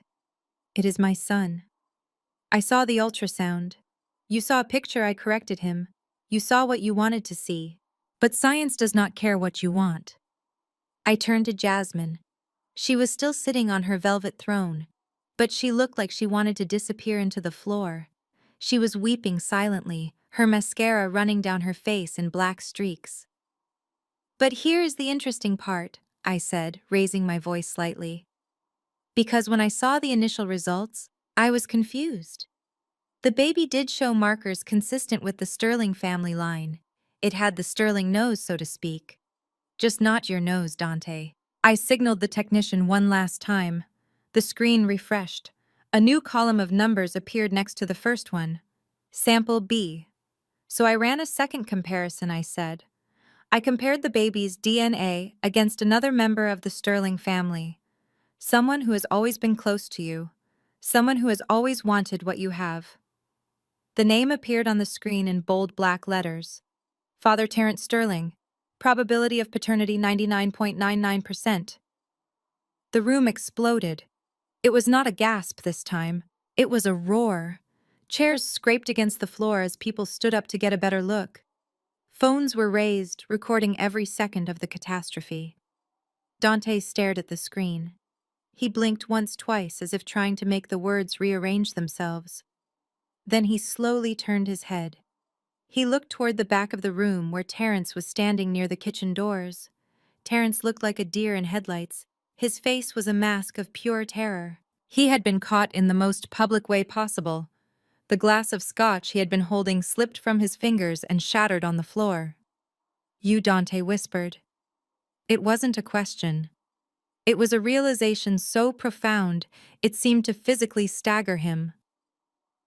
You slept with her. Terrence took a step back, raising his hands. Dante, listen. It was for the family. We had to do it. You couldn't produce the heir. We needed the money. Dante roared. We needed the money. Suddenly there was a shriek from the side of the room. Becky, Terrence's wife, the woman who had poured wine on me less than an hour ago, erupted. She wasn't looking at Terrence. She was looking at Jasmine. "You stupid girl," Becky screamed, her face contorted with rage. "You promised you would be careful. You promised no one would find out." She lunged at Jasmine. Becky grabbed Jasmine by her sequined hair and yanked her off the throne. Jasmine screamed, clutching her belly. "You ruined everything!" Becky yelled, slapping Jasmine across the face. "We were supposed to get the money. We were supposed to be set for life. You incompetent little tramp." The crowd surged back, creating a circle around the violence. Waiters dropped their trays. Mama Joyce stood up from her front row seat. She looked from Dante to Terrence to the screen that still displayed the evidence of her son's betrayal. Her hand went to her chest. Her face turned a terrifying shade of gray. "My boys," she gasped. "My legacy." She collapsed. It was a theatrical fall, slow and graceful, but the thud when she hit the carpet was real enough. Mama Dante shouted, turning away from me. But he didn't go to his mother. He looked at Terrence. The brother who had always been jealous. The brother who had smiled at him at Thanksgiving while sleeping with his mistress. The brother who had planted his own child in Dante's life to steal his inheritance. A primal sound ripped from Dante's throat. It wasn't a word. It was the sound of an animal that had been trapped and wounded. He charged. Dante flew off the stage, clearing the stairs in a single leap. He lowered his shoulder and plowed into Terrence, sending them both crashing into the buffet table. Silver platters of shrimp and roast beef went flying. The ice sculpture of a baby angel shattered. Dante was on top of Terrence, punching him repeatedly in the face. "You traitor!" Dante screamed, each word punctuated by a fist connecting with flesh. "You slept with her! You stole my life!" Terrence fought back, bloody and desperate. "I did it for us," he yelled, spitting blood. "You are a mule, Dante. You are a mule. I gave you a son." Dante grabbed a silver serving fork from the table and raised it. Security guards swarmed them, pulling Dante off his brother. Dante kicked and thrashed, his tuxedo torn, his shirt stained with his brother's blood. I watched from the podium. I stood untouched above the chaos. The red dress flowed around me like a pool of blood. Arthur Vance stood next to me, shaking his head slowly. "Disgraceful," he muttered. "Absolutely disgraceful." The police sirens began to wail in the distance. I looked down at the brawl. Becky was sobbing on the floor, her Chanel suit ruined. Jasmine was curled in a ball, protecting the baby that had caused the end of an empire. Mama Joyce was being fanned by a terrified caterer. And Dante, the man who had thrown me away like trash, was being restrained by 3 guards screaming threats at his own blood. I leaned into the microphone one last time. "Happy birthday, Dante," I said softly. I picked up my blue folder and walked down the stairs. The sea of guests parted for me again, but this time there was no pity in their eyes. There was only fear. I walked out of the ballroom, leaving the Sterling family to destroy itself in the wreckage of their own lies. The party was over, but I had one more envelope in my purse, and the night was still young. The brawl at the buffet table was ugly and desperate, the kind of violence that only happens when blood turns against blood. Security guards were finally dragging Dante off Terrence, but the damage was done. Terrence's face was a mask of red, and Dante's white tuxedo was ruined, torn at the shoulder and splattered with the cocktail sauce from the shrimp tower. The room was filled with the heavy panting of the 2 brothers and the shocked murmurs of the elite who had never seen a dynasty collapse in real time. But it was Becky who commanded the next act. She was not rushing to aid her husband. She was not trying to calm the situation. She was standing over the wreckage of the ice sculpture, her face contorted into a snarl that stripped away every layer of her suburban PTA mom persona. The veneer of the dutiful sister-in-law cracked and fell away, leaving something raw and greedy underneath. "You idiot!" she screamed, kicking Terrence in the leg while he lay gasping on the floor. "You absolute moron! I told you to be careful. I told you to stick to the plan." The room went quiet again. The silence was heavy, suffocating. Even Dante stopped struggling against the guards to look at her. The plan, Dante wheezed, spitting blood onto the carpet. Becky realized too late that she had spoken aloud. Her eyes darted around the room, landing on the horrified faces of her social circle. She tried to pull the mask back up, tried to smooth her hair and soften her expression, but the adrenaline had betrayed her. "I just meant," she stammered, backing away. "I meant we wanted to help you, Dante. We wanted the family to be secure." "Help me?" Dante asked, his voice rising in disbelief. "You watched him sleep with my fiancé. You watched him plant his child in my house, and you call that help? Keisha, make it stop." It was Mama Joyce. She was still in her chair, clutching her chest, her eyes wide and glassy. She looked at me, not her sons. She looked at me like I was the only adult in the room, like I could wave a wand and put the genie back in the bottle. I ignored her. I looked at Becky. "You were not trying to help Dante. Were you, Becky?" I said, my voice amplified by the microphone I still held. "You were trying to cash out." I signaled the technician. The screen behind me flickered. The DNA results vanished, replaced by a spreadsheet, a forensic accounting of the last 48 hours. "Since Dante fired me yesterday and appointed you as the new CFO, I continued walking to the edge of the stage. I decided to take a look at your first executive actions." "You were very busy this morning, Becky." The spreadsheet showed a series of wire transfers. Massive ones. Becky turned pale. "At 9:15 this morning, shortly after you signed the fraudulent tax documents," I said, pointing to the screen, "you authorized a transfer of $2 million from the Sterling Venture operating account to a shell company in the Cayman Islands." I looked at the crowd. "Anyone want to guess who owns that shell company?" I clicked the remote. A document of incorporation appeared. The owner was not Dante. It was not even Terrence. It was Rebecca Sterling. The crowd gasped. Becky had not just been complicit in the paternity fraud. She had been actively looting the company while the brothers were distracted by the baby drama. She knew the house of cards was going to fall eventually, and she had decided to grab the silver on her way out the door. "You stole from me," Dante whispered. He looked from his brother to his sister-in-law. The betrayal was total. It was panoramic. Every person he had trusted, every person he had prioritized over me had a knife in his back. "I did it for us!" Becky shrieked, her voice cracking. "Terrence never gets anything. You get the cars. You get the glory. You get the trust fund. We have bills, Dante. We have a mortgage we cannot afford because we are trying to keep up with you." I took what we were owed. She turned to Terrence, who was wiping blood from his eye. "We were going to leave," she sobbed. "After the baby was born, after the trust cleared, we were going to take our cut and go, but you had to get sloppy. You had to get caught." Dante slumped. The fight went out of him. He looked small suddenly. The arrogant king who had thrown the divorce papers at me was gone. In his place was a man who realized he was completely alone in a room full of people. He looked up at me. His eyes were pleading. He looked at me the way he used to look at me when we were 22, and he was struggling with his law school exams. He looked at me like I was the answer. "Keisha," he said, his voice breaking. "You knew. You found the money. You can fix this, right? You can freeze the accounts. You can tell them it was a mistake." He took a step toward the stage, shaking off the guards who had loosened their grip. "Baby, please," he said, using the pet name he hadn't used in a year. "Help me. They robbed me. They lied to me. You are the only one who was real.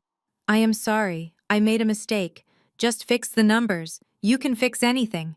The audacity was breathtaking. After the humiliation, after the eviction, after the mistress, after the cruelty, he still thought he could snap his fingers and I would revert to being his fixer.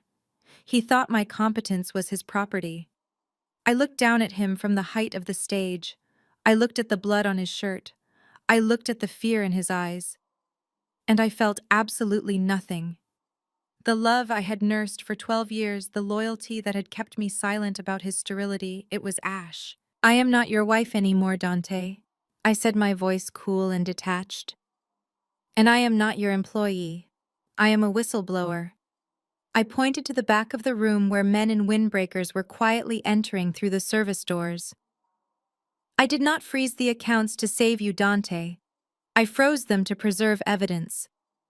I sent that spreadsheet to the FBI and the IRS this morning, along with the tax returns Becky signed. Dante whipped his head around. He saw the agents. He saw the badges. You called the feds, he whispered. You sent me to prison. You sent yourself to prison, I corrected him. I just turned on the lights. Becky screamed as an agent approached her, handcuffs glinting under the chandelier light. Terrence tried to crawl under the table, but he was hauled up by his collar. Dante looked back at me one last time. His eyes were wet. Why Keisha, he asked. Why go this far? You won. You proved the baby isn't mine. You proved they stole. Why destroy the company too? Why destroy the name? Because you took my home, I said simply. You took my father's records. You took my dignity. And you thought you could replace me with a lie. I reached into my purse. My hand closed around the second envelope, the one that had been burning a hole in my bag all night, the one Marcus had handed me just before I walked in. And Dante, I said, my voice softening just enough to draw him in. You think you have lost everything. You think losing the baby and the company is the bottom. I pulled the envelope out. It was smaller than the others, plain white, but it held the heaviest secret of all. You are worried about the sterling legacy, I said, holding the envelope up to the light. You are worried about the bloodline. You evicted me because I couldn't give you a sterling heir. Dante stared at the envelope. A fresh wave of dread washed over his face. What is that? He asked, his voice barely audible. I smiled. And for the first time that night it was a sad smile. Because despite everything, the truth I was about to reveal was a tragedy that predated us both. You think you lost a son tonight, Dante, I said. I opened the flap of the envelope. But you are about to lose a father. I pulled out the document. It was a DNA test. But not for the baby. This is a comparison between your DNA and the DNA preserved from the autopsy of the late Marcus Sterling Sr., I said. Your father. The man whose name is on the trust fund. The man whose legacy you have been chasing your whole life. Mama Joyce let out a wail that sounded like an animal dying. She lunged from her chair, knocking over a table of champagne flutes. No, she screamed. Keisha, don't. Please, I will give you the house. I will give you anything. Do not say it. I looked at Mama Joyce, the woman who had called me a stray cat, the woman who had mocked my fertility. She was not protecting Dante. She was protecting her own 40-year-old lie. It is too late, Joyce, I said.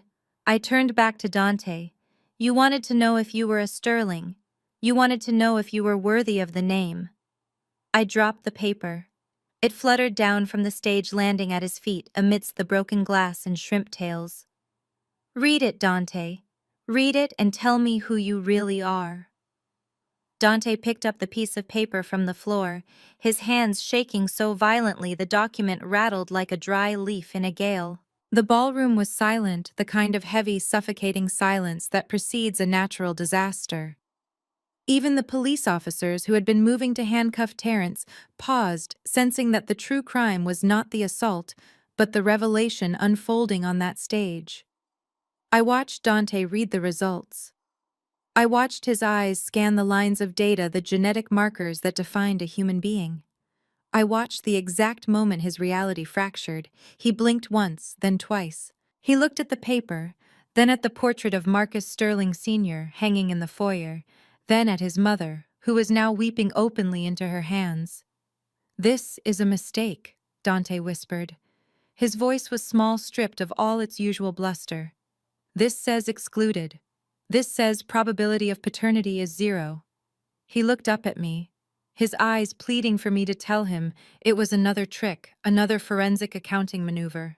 Keisha, he said, this says Marcus Sterling is not my father. I nodded slowly. That is exactly what it says, Dante. No, he shouted, the denial ripping out of him. I am his son. I am the heir. I am the spitting image of him. Mom, tell her. Tell her she is lying. All eyes turned to Mama Joyce, the matriarch, the queen of the Sterling social circle. The woman who had terrorized me for 12 years because my pedigree was not good enough for her golden boy. She looked small now, withered by the weight of a 36-year-old secret. She did not speak. She just sobbed, her shoulders shaking. Mom, Dante pleaded, stepping off the stage and walking toward her. Mom, look at me. Tell them. Tell them I am a Sterling. Mama Joyce looked up. Her mascara was running black tracks down her face. She reached out a hand toward him, but she did not say what he wanted to hear. I did it for you, she choked out. I did it to give you a better life. Dante froze. What did you do? Your father, Mama Joyce stammered.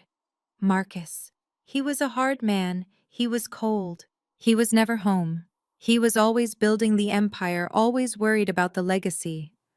I was lonely, Dante. I was so lonely. And who was he? Dante asked, his voice trembling with a rage that was terrifying to witness. Who was he, Mom? He was the gardener, she whispered. The word hung in the air. The gardener. The crowd gasped collectively. The irony was suffocating. Dante Sterling, the man who had looked down on everyone, the man who had evicted me because I was not elite enough, the man who had obsessed over bloodlines and legacies, was the son of the help. His name was Matteo Mama. Joyce continued, the words spilling out like vomit. He was kind to me. He listened to me. It just happened. And when I got pregnant, I knew. I knew Marcus would kill me if he found out, so I lied. I let him believe you were his. And because I felt so guilty, because I knew you were the one living a lie, I tried to make it up to you. That is why I loved you best, Dante. That is why I gave you everything. She looked at Terence, who was still on the floor, nursing his bloody nose. Terence reminded me of Marcus, she said. He looks just like him. He acts just like him. Every time I looked at Terence, I saw my sin. I saw the husband I betrayed. But when I looked at you, Dante, I saw my secret. I saw the only thing that was truly mine. Dante stepped back from her as if she were radioactive. You lied to me, he said. My whole life. Every time you told me I was the prince. Every time you told me I was better than everyone else. You knew. You knew I was a fraud. I wanted you to have the world, she wailed. I watched them, the mother and the son, the architect and the masterpiece of deception. It was tragic in a way, but tragedy does not pay the bills. And tragedy does not fulfill the requirements of a trust fund. I looked over at Arthur Vance. The trustee had retrieved the DNA result from Dante's limp hand. He was reading it, his face a mask of professional stoicism. He pulled a fountain pen from his pocket and opened the leather-bound ledger he had brought to the party. Arthur drew a single thick line through a page. Mr. Vance, Dante said, turning to the lawyer, desperation clawing at his throat. Mr. Vance, this does not change anything. I am still the son he raised. I am still the name on the birth certificate. Legal paternity is what matters, right? Arthur Vance looked up over his spectacles. He looked at Dante with a mixture of pity and finality. I am afraid not, Mr. Sterling, Arthur said. Or rather, Mr. Matteo. I drafted your father's trust myself 30 years ago.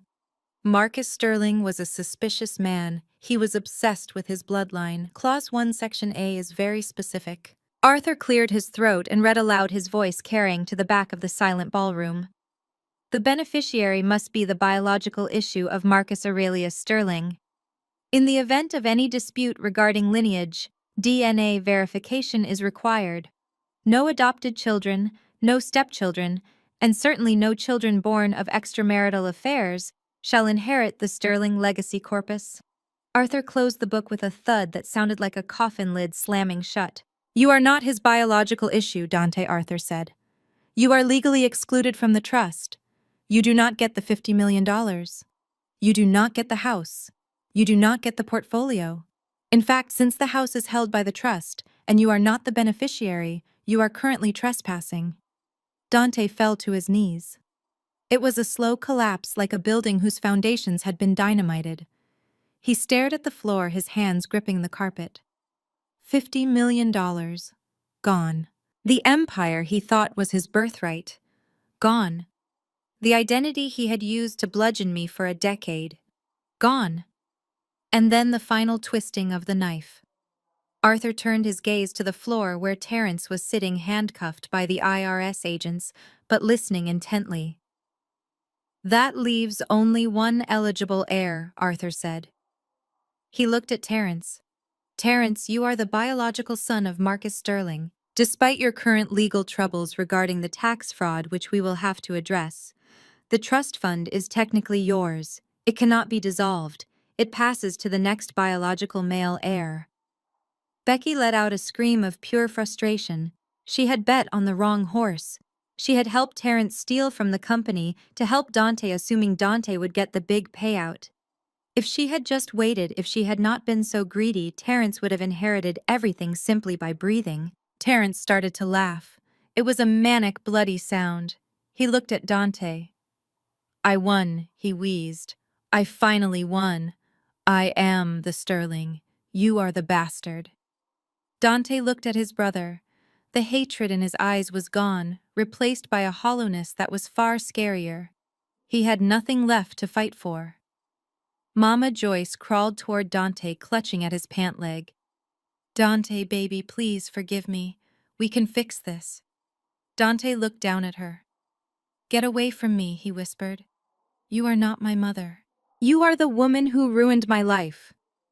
He kicked her hand away. I stood on the stage watching the tableau. The family that had thought they were gods was now just a pile of broken people rolling in the wreckage of their own sins. Dante looked up at me. He looked at the red dress. He looked at the folders on the podium. You knew, he said. You knew all of this. I did, I said. Why didn't you tell me, he asked, tears streaming down his face, mixing with the blood and the sweat. Why did you let me throw the party? Why did you let me stand up here and humiliate myself? Because Dante, I said, stepping down from the stage and walking toward him until I was standing right in front of him looking down. You evicted me. You threw my father's records in the mud. You told me I was worthless because I couldn't give you a legacy. I leaned in close so only he could hear me. I wanted you to feel what it is like to lose your home, your history, and your name all in one night. I wanted you to know what it feels like to be discarded. I straightened up and looked at the police officers who were waiting patiently for the show to end. Officers, I think you can take them now. The police moved in. They pulled Dante to his feet. He didn't resist. He just stared at me as they cuffed him. He looked like a ghost. Wait, Dante shouted as they dragged him away. Keisha, please, who am I? If I am not a Sterling, who am I? I watched him being hauled toward the exit past the guests, who were now taking photos of his downfall. You are nobody, Dante, I said softly, just like you told me I was. I turned to Mama Joyce, who was still weeping on the floor. And Joyce, I said, you might want to call a cab. The trust owns this house now, and Arthur is very strict about trespassers. I walked past them, past the ruined buffet, past the sobbing mistress and the handcuffed sister-in-law. I walked out of the ballroom and into the cool night air. The Sterling legacy was dead, but my life was just beginning. And I had one more stop to make, the IRS office. Because while revenge is sweet, a multi-million-dollar whistleblower reward is sweeter. The silence that followed the DNA revelation was heavy and suffocating, but it was short-lived. The sound of sirens that had been a distant wail grew louder until it seemed to be coming from inside the walls of the Beverly Wilshire. The double doors at the back of the ballroom burst open, but this time it was not a dramatic entrance for a party guest. It was a raid. A dozen agents in navy blue windbreakers swarmed into the room. The letters FBI and IRS were emblazoned in yellow on their backs, moving with a terrifying precision that cut through the chaos of the ruined gala. The guests who had been busy recording the family drama on their phones suddenly scrambled back, dropping their devices and raising their hands instinctively. This was no longer a social scandal, it was a federal crime scene. I stood near the podium watching the dominoes fall exactly as I had arranged them. I had sent the encrypted files to the IRS whistleblower portal just 24 hours ago. But when you hand the government a roadmap to recover millions in stolen taxes, they move with remarkable speed. Dante was the first target. He was still on his knees staring at the DNA test that proved he was a fraud. But he snapped back to reality when two agents hauled him up by his armpits. Dante Sterling, one of the agents, barked, his voice cutting through the room.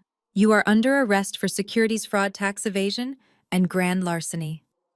Dante struggled, his eyes wide and uncomprehending. "Larceny," he shouted, spitting blood from his busted lip. "I am a venture capitalist. I own this town. You cannot touch me. I am a Sterling." The agent spun him around and slammed him against the edge of the stage. The sound of the handcuffs ratcheting shut echoed like a gunshot. "You have the right to remain silent," the agent recited, indifferent to Dante's pedigree. Across the room, Terence tried to make a run for the service exit. He scrambled over the debris of the buffet table, slipping on shrimp cocktails and broken glass. He didn't make it 5 feet. An agent tackled him mid-stride, sending him crashing into a tower of champagne glasses. "Terence Sterling, you are under arrest for conspiracy to commit wire fraud and money laundering," the agent said, dragging him up. "It was her," Terence screamed, pointing a shaking finger at Becky, who was frozen near the bar. "It was her idea. She cooked the books. I just did what she told me. She is the CFO. Look at the signatures." Becky let out a sound that was half gasp, half shriek. She looked around, looking for an exit, looking for an ally, looking for anyone to blame. She locked eyes with me. "Keisha," she yelled. Tell them I did not know. You sent me the files. You set me up." I walked slowly down the stairs of the stage, my red dress trailing behind me like a royal train. I stopped a few feet from where an agent was approaching Becky. "I sent you the ledgers, Becky," I said, my voice calm. "I did not make you sign them. I warned you to read the compliance regulations. I warned you that the new tax laws were strict. But you were so desperate to be important. You were so desperate to have a title that you signed a federal document declaring false assets without even reading the first page." The agent took Becky's wrist. She tried to pull away, her nails clawing at the air. "No," she sobbed. "I have kids. I am a mother. You cannot take me. I am a Sterling." The agent cuffed her efficiently. "Ma'am, you can explain that to the judge." The ballroom was a scene of absolute devastation. The elite of Los Angeles were pressing themselves against the walls, terrified of being associated with the criminals in the center of the room. But there was one person who thought she could slip away unnoticed. Jasmine. She had risen from her velvet throne during the chaos. She had kicked off her heels and was moving quickly toward the side exit, clutching her purse, likely filled with the cash Dante had given her earlier that day. She looked like a rat fleeing a sinking ship, abandoning the man she claimed to love and the family she had tried to infiltrate. She almost made it. She reached the door, her hand on the handle. But she was blocked. A wall of women stood in her way. These were not just any guests. These were the wives of the board members, the matriarchs of the social circle, the women who valued loyalty and lineage above all else. They had watched Jasmine parade her affair in front of me. They had watched her mock my infertility. And now they watched her try to run. "Going somewhere, honey?" one of them asked, a tall woman in emerald silk, who I recognized as the wife of Dante's biggest investor. Jasmine stammered, stepping back. "I have to go. My baby. The stress." "Your baby is fine," the woman said, crossing her arms. "But you are not going anywhere. You are a material witness, and honestly, you are a disgrace." Jasmine tried to push past them, but they did not move. They formed a circle around her, a barrier of judgment and diamonds. "You thought you could sleep your way to the top," another woman said, her voice dripping with disdain. "You thought you could steal a husband and a fortune and walk away smiling. Look around you, girl. The party is over." Jasmine collapsed to the floor, weeping not for her sins, but because she was trapped. She looked at Dante, hoping for a rescue, but Dante was being marched toward the main doors, his head hung low. I walked toward the exit, following the procession of prisoners. The guests parted for me, their eyes wide with a mixture of fear and respect. They knew who had called the feds. They knew who had dropped the DNA bomb. They knew that Keisha Sterling was not a woman to be trifled with. As the agents pushed Dante through the doors, he saw me. He planted his feet, struggling against the guards to look at me one last time. His face was a ruin of tears and blood. "Keisha," he screamed, his voice raw. "Keisha, wait." I stopped. I stood in the doorway, the cool night air hitting my face, the flashing red and blue lights of the police cruisers painting the driveway in chaotic strokes. "Please," Dante begged. "Call the lawyer, call the firm, post my bail. I have money in the offshore accounts. I can pay you back. We can fix this. You are still my wife. You are the only one who can help me." He looked pathetic.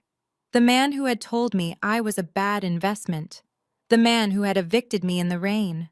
The man who had tried to replace me with a lie. He was begging me to save him, because he finally realized I was the only competent person he had ever known. I looked at him. I looked at the handcuffs digging into his wrists. I looked at the police cars waiting to take him to a cell where there were no silk sheets and no room service. I stepped closer, my red dress rustling softly. "I am sorry, Dante," I said, my voice loud enough for the reporters outside to hear. "I have a strict policy." Dante looked hopeful for a split second. "What is it, baby?" "Anything." I smiled a cold final smile. "I only bail out family," I said. Dante's face crumbled. "And according to the DNA test you just read," I continued, leaning in so he could see the truth in my eyes, "you are not a Sterling. You are nobody. You are just a bad investment," I finally wrote off. I turned to the agent holding him. "Take him away, officer. He does not belong here." Dante screamed my name as they shoved him into the back of the cruiser. I did not look back. I watched the car pull away, the sirens wailing into the night, carrying the wreckage of my past to the booking station. I stood on the steps of the hotel alone, but not lonely. The night air smelled of rain and justice. My phone buzzed in my purse. It was a notification from the IRS whistleblower portal. "Case status updated, investigation active." I took a deep breath, filling my lungs with the sweet, sharp air of freedom. The audit was complete. The accounts were balanced. And for the first time in 12 years, I was exactly where I needed to be. On the winning side of the ledger. The fall of the House of Sterling was not a quiet event. It was a slow, agonizing public demolition that the entire city watched with bated breath. I watched it too, but not from the front row. I watched it from the safety of my new life, observing the wreckage through the lens of court documents and news reports as the consequences of their greed finally came home to roost. The first domino to fall completely was Mama Joyce. For 30 years she had reigned over the social scene of View Park, clutching her pearls and her secrets with equal tightness. She believed her position as the matriarch of the Sterling legacy was unassailable. But Arthur Vance, the trustee, was a man who took his fiduciary duties as seriously as scripture. Since Dante was not the biological son of Marcus Sterling Sr., he had no claim to the estate. Since Terence was the biological son, but was currently indicted for federal fraud, the trust was placed into a conservatorship. The first order of business was asset recovery. I drove past the mansion 3 months after the arrest. There were no balloons or red carpets this time. There was a moving truck. Not a luxury relocation service, but a budget rental. Mama Joyce was standing on the sidewalk surrounded by a few cardboard boxes. She looked shrunken. The designer caftans were gone, replaced by a simple tracksuit that had seen better days. She was being evicted. The trust owned the house, and Arthur Vance had no intention of letting a woman who had defrauded his late client live in luxury on the estate's dime. He had given her 30 days to vacate. She had dragged her feet, hoping for a miracle that never came. I watched from my car as a group of women from her church walked by on the other side of the street. In the past, they would have stopped to gossip, to admire her garden. Now they turned their heads. They knew. Everyone knew. The DNA test I had dropped at the gala had not just exposed Dante's paternity, it had exposed Joyce's infidelity. She had passed off the gardener's son as the heir to the Sterling fortune for 36 years. In her world, that kind of deception was unforgivable. She was not just poor, now she was a pariah. She spotted my car. For a moment our eyes met. I expected her to scream, to curse me, to blame me for her downfall. but she just looked away, her shoulders slumped in defeat. She picked up a box and walked toward the bus stop. She was moving to a government-subsidized senior living facility in South Los Angeles.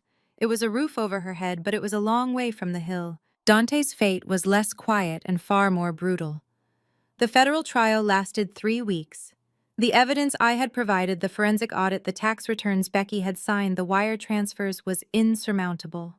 His lawyer tried to argue that he was a victim of his brother's manipulation, but the jury saw the lifestyle he had led. They saw the Lamborghini, the jewelry, the arrogance.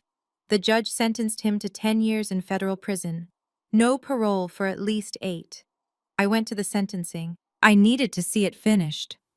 Dante stood in his orange jumpsuit, his head shaved, his swagger gone. When the gavel banged, he flinched. But the real punishment began after the transport bus left the courthouse. Word travels fast in the prison system. Dante was not just a white-collar criminal. He was the guy who had thrown a gender reveal party for his brother's baby. He was the guy who had bragged about a legacy that wasn't his. I heard through a friend in the DA's office that Dante's life inside was a nightmare. He was the punchline of every joke in the cell block. They called him the cuckoo bird. He had lost his money, he had lost his name, and he had lost the respect of every man in the yard. The sterling name, which he had used as a shield for his entire life, was now a target on his back. He was a lone bankrupt and broken, living in a cage built by his own vanity. Then there was Jasmine, the woman who thought she could sleep her way into a dynasty. She gave birth 2 months after the arrests. It was a boy, just as the ultrasound had predicted, a sterling heir. But there was no trust fund waiting for him.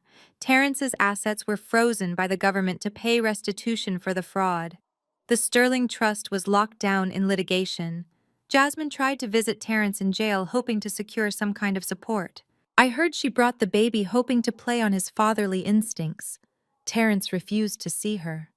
From his cell, he sent a message through his lawyer denying the child and refusing to sign the birth certificate. He blamed Jasmine for his downfall. In his twisted mind, she was the temptress who had led him astray, not the partner in his crime. I saw Jasmine 6 months later. I was meeting a client for coffee at a diner in Inglewood, not far from the motel where she and Terrence had been photographed. She was wearing a stained apron, her hair pulled back in a messy bun, looking exhausted. She was waiting tables. In the corner booth, a baby carrier sat on the vinyl seat. The baby was sleeping, oblivious to the chaos of his conception. Jasmine looked 10 years older. The spark was gone. The arrogance was gone. She was just a tired single mother trying to make rent on a waitress's tips. She saw me when she brought the check to the table next to mine. She froze, the coffee pot trembling in her hand. She looked at my suit, my bag, my piece.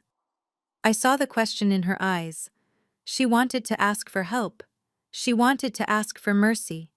I left a $20 tip on the table and walked out.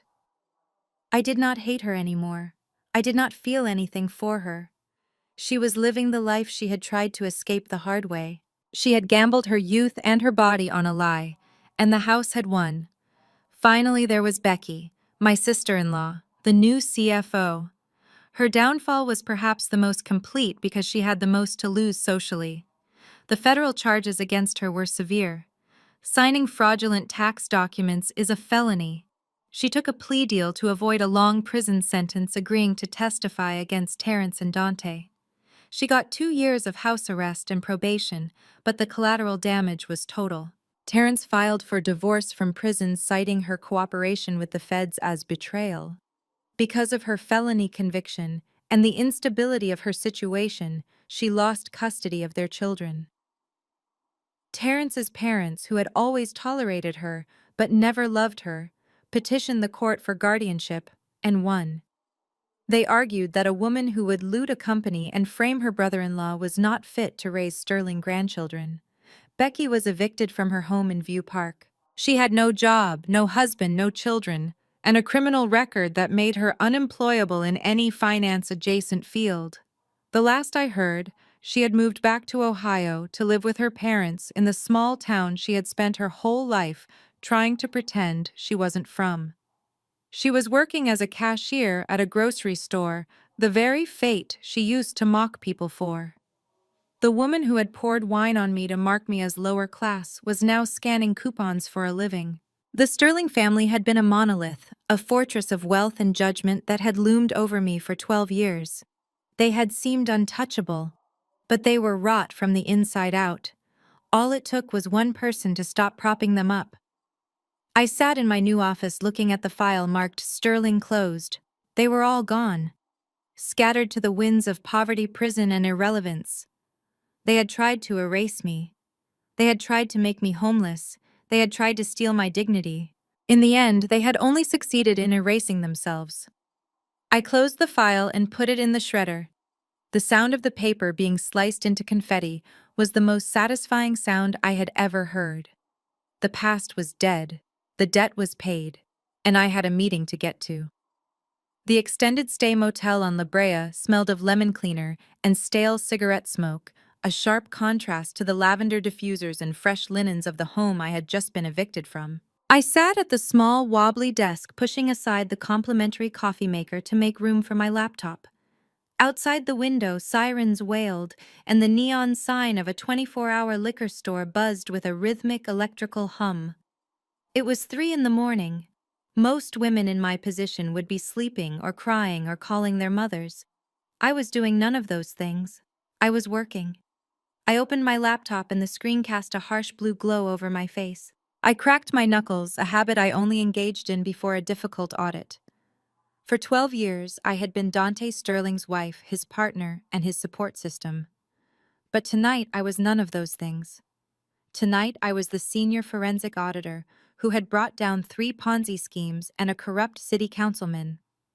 Dante thought he had stripped me of my power by taking my house and my husband's status.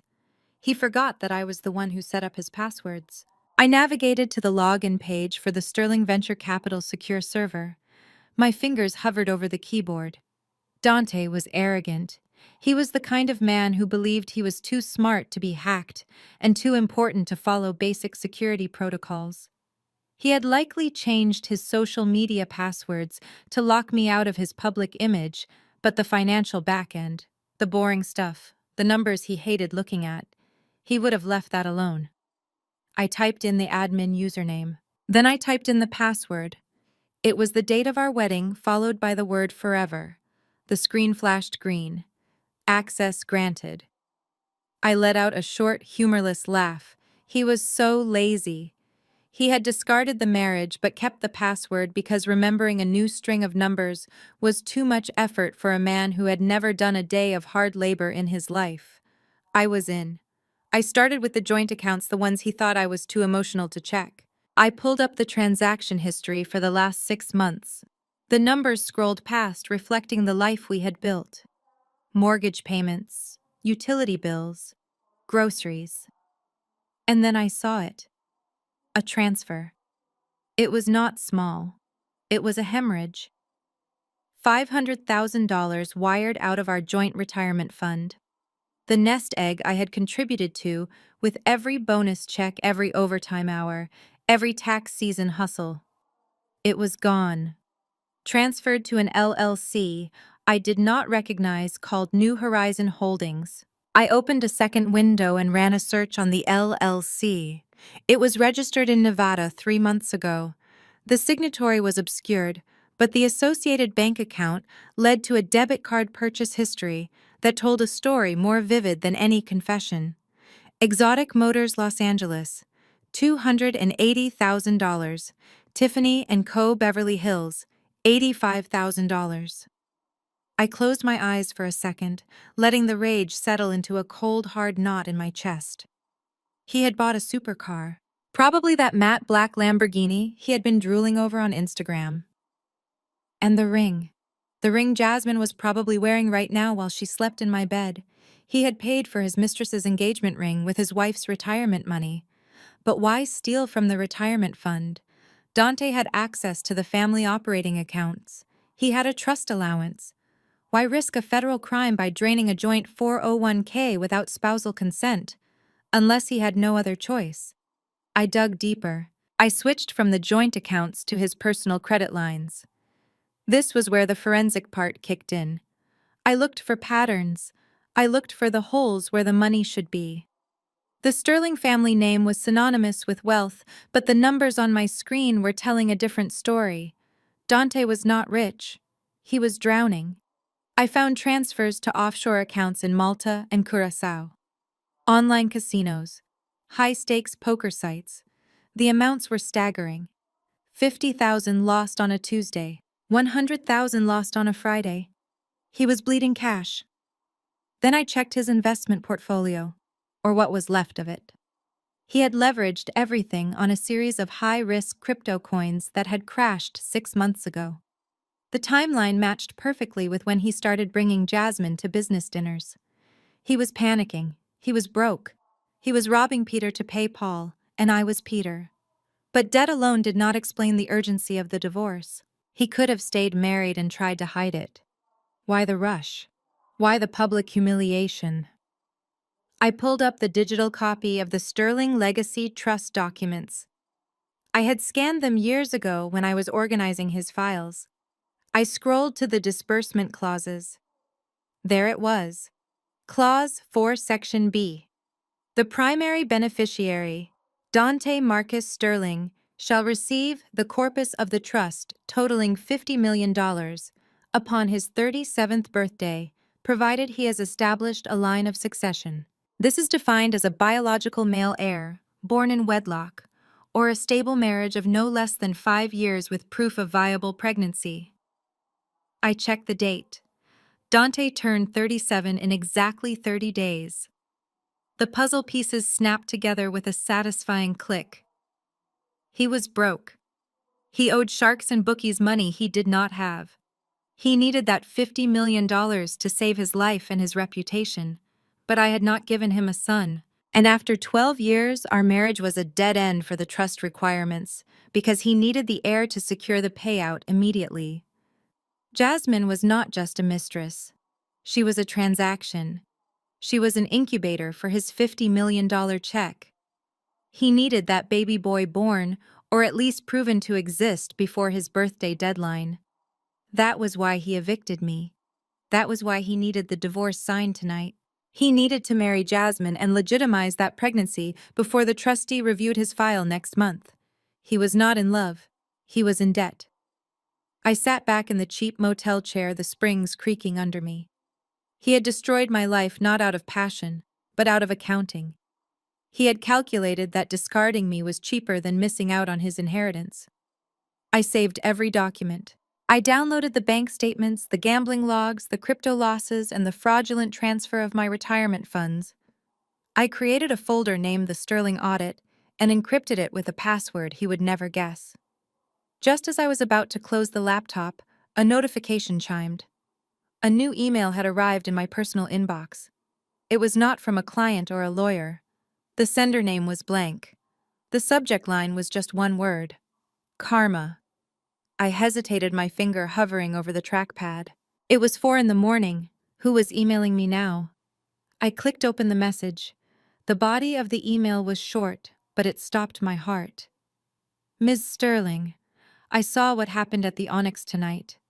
I used to work at the University Health Center in 2008. Your husband was a patient of mine. He treats people like garbage, and he thinks his money can bury the truth. You should request his full medical file from his sophomore year. Look for the treatment records regarding mumps or catus. He is lying to everyone, including himself. There was no signature, just an attachment. A grainy scanned image of an old patient admission form with Dante's name and date of birth. Mumps or orchitis. I froze. I knew what mumps was, but orchitis. I quickly opened a new tab and typed the term into the search bar. Inflammation of the testicles caused by mumps infection. Possible complications. I hit enter. The search results loaded. Top result: infertility, sterility, azoospermia. I read the medical definition. In adult males, mumps or orchitis can lead to testicular atrophy and permanent sterility in significant percentage of cases. I looked back at the anonymous email. University Health Center, 2008. Dante would have been 20 years old. We met when he was 22. He had never mentioned this. He had watched me endure years of invasive fertility treatments. He had watched me take hormone injections that made me sick. He had watched me cry over negative pregnancy tests month after month. He had let his mother call me barren, and all this time he might have known. I felt a new kind of anger, hotter and sharper than the rage over the money. This was a violation of my body and my soul. He had let me believe I was the broken one. I looked at the date of the email. It had been sent 10 minutes ago. Someone else hated Dante Sterling. Someone else wanted him to fall. I picked up my phone and dialed the number for my private investigator contact. It was early, but Marcus owed me a favor from the time I saved him from an IRS audit. Keisha. His voice was groggy. It is 4 a.m. I have a job for you, Marcus, I said, my voice steady and cold. And it needs to be done fast.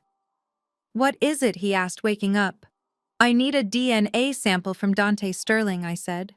And I need you to find a nurse who worked at the University Health Center in 2008.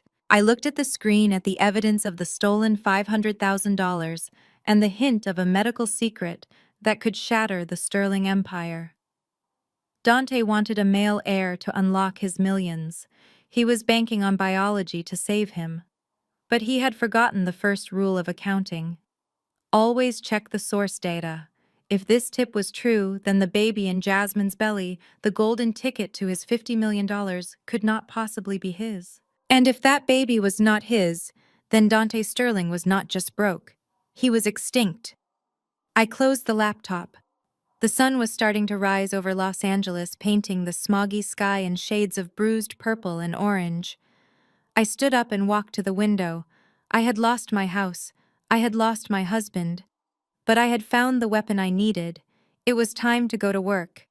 Keisha's victory teaches us that when faced with ultimate betrayal, composure and intelligence are your strongest weapons. She didn't just get mad, she got even by revealing the undeniable truth. Her story proves that a legacy built on lies, greed, and arrogance is destined to crumble while integrity always survives.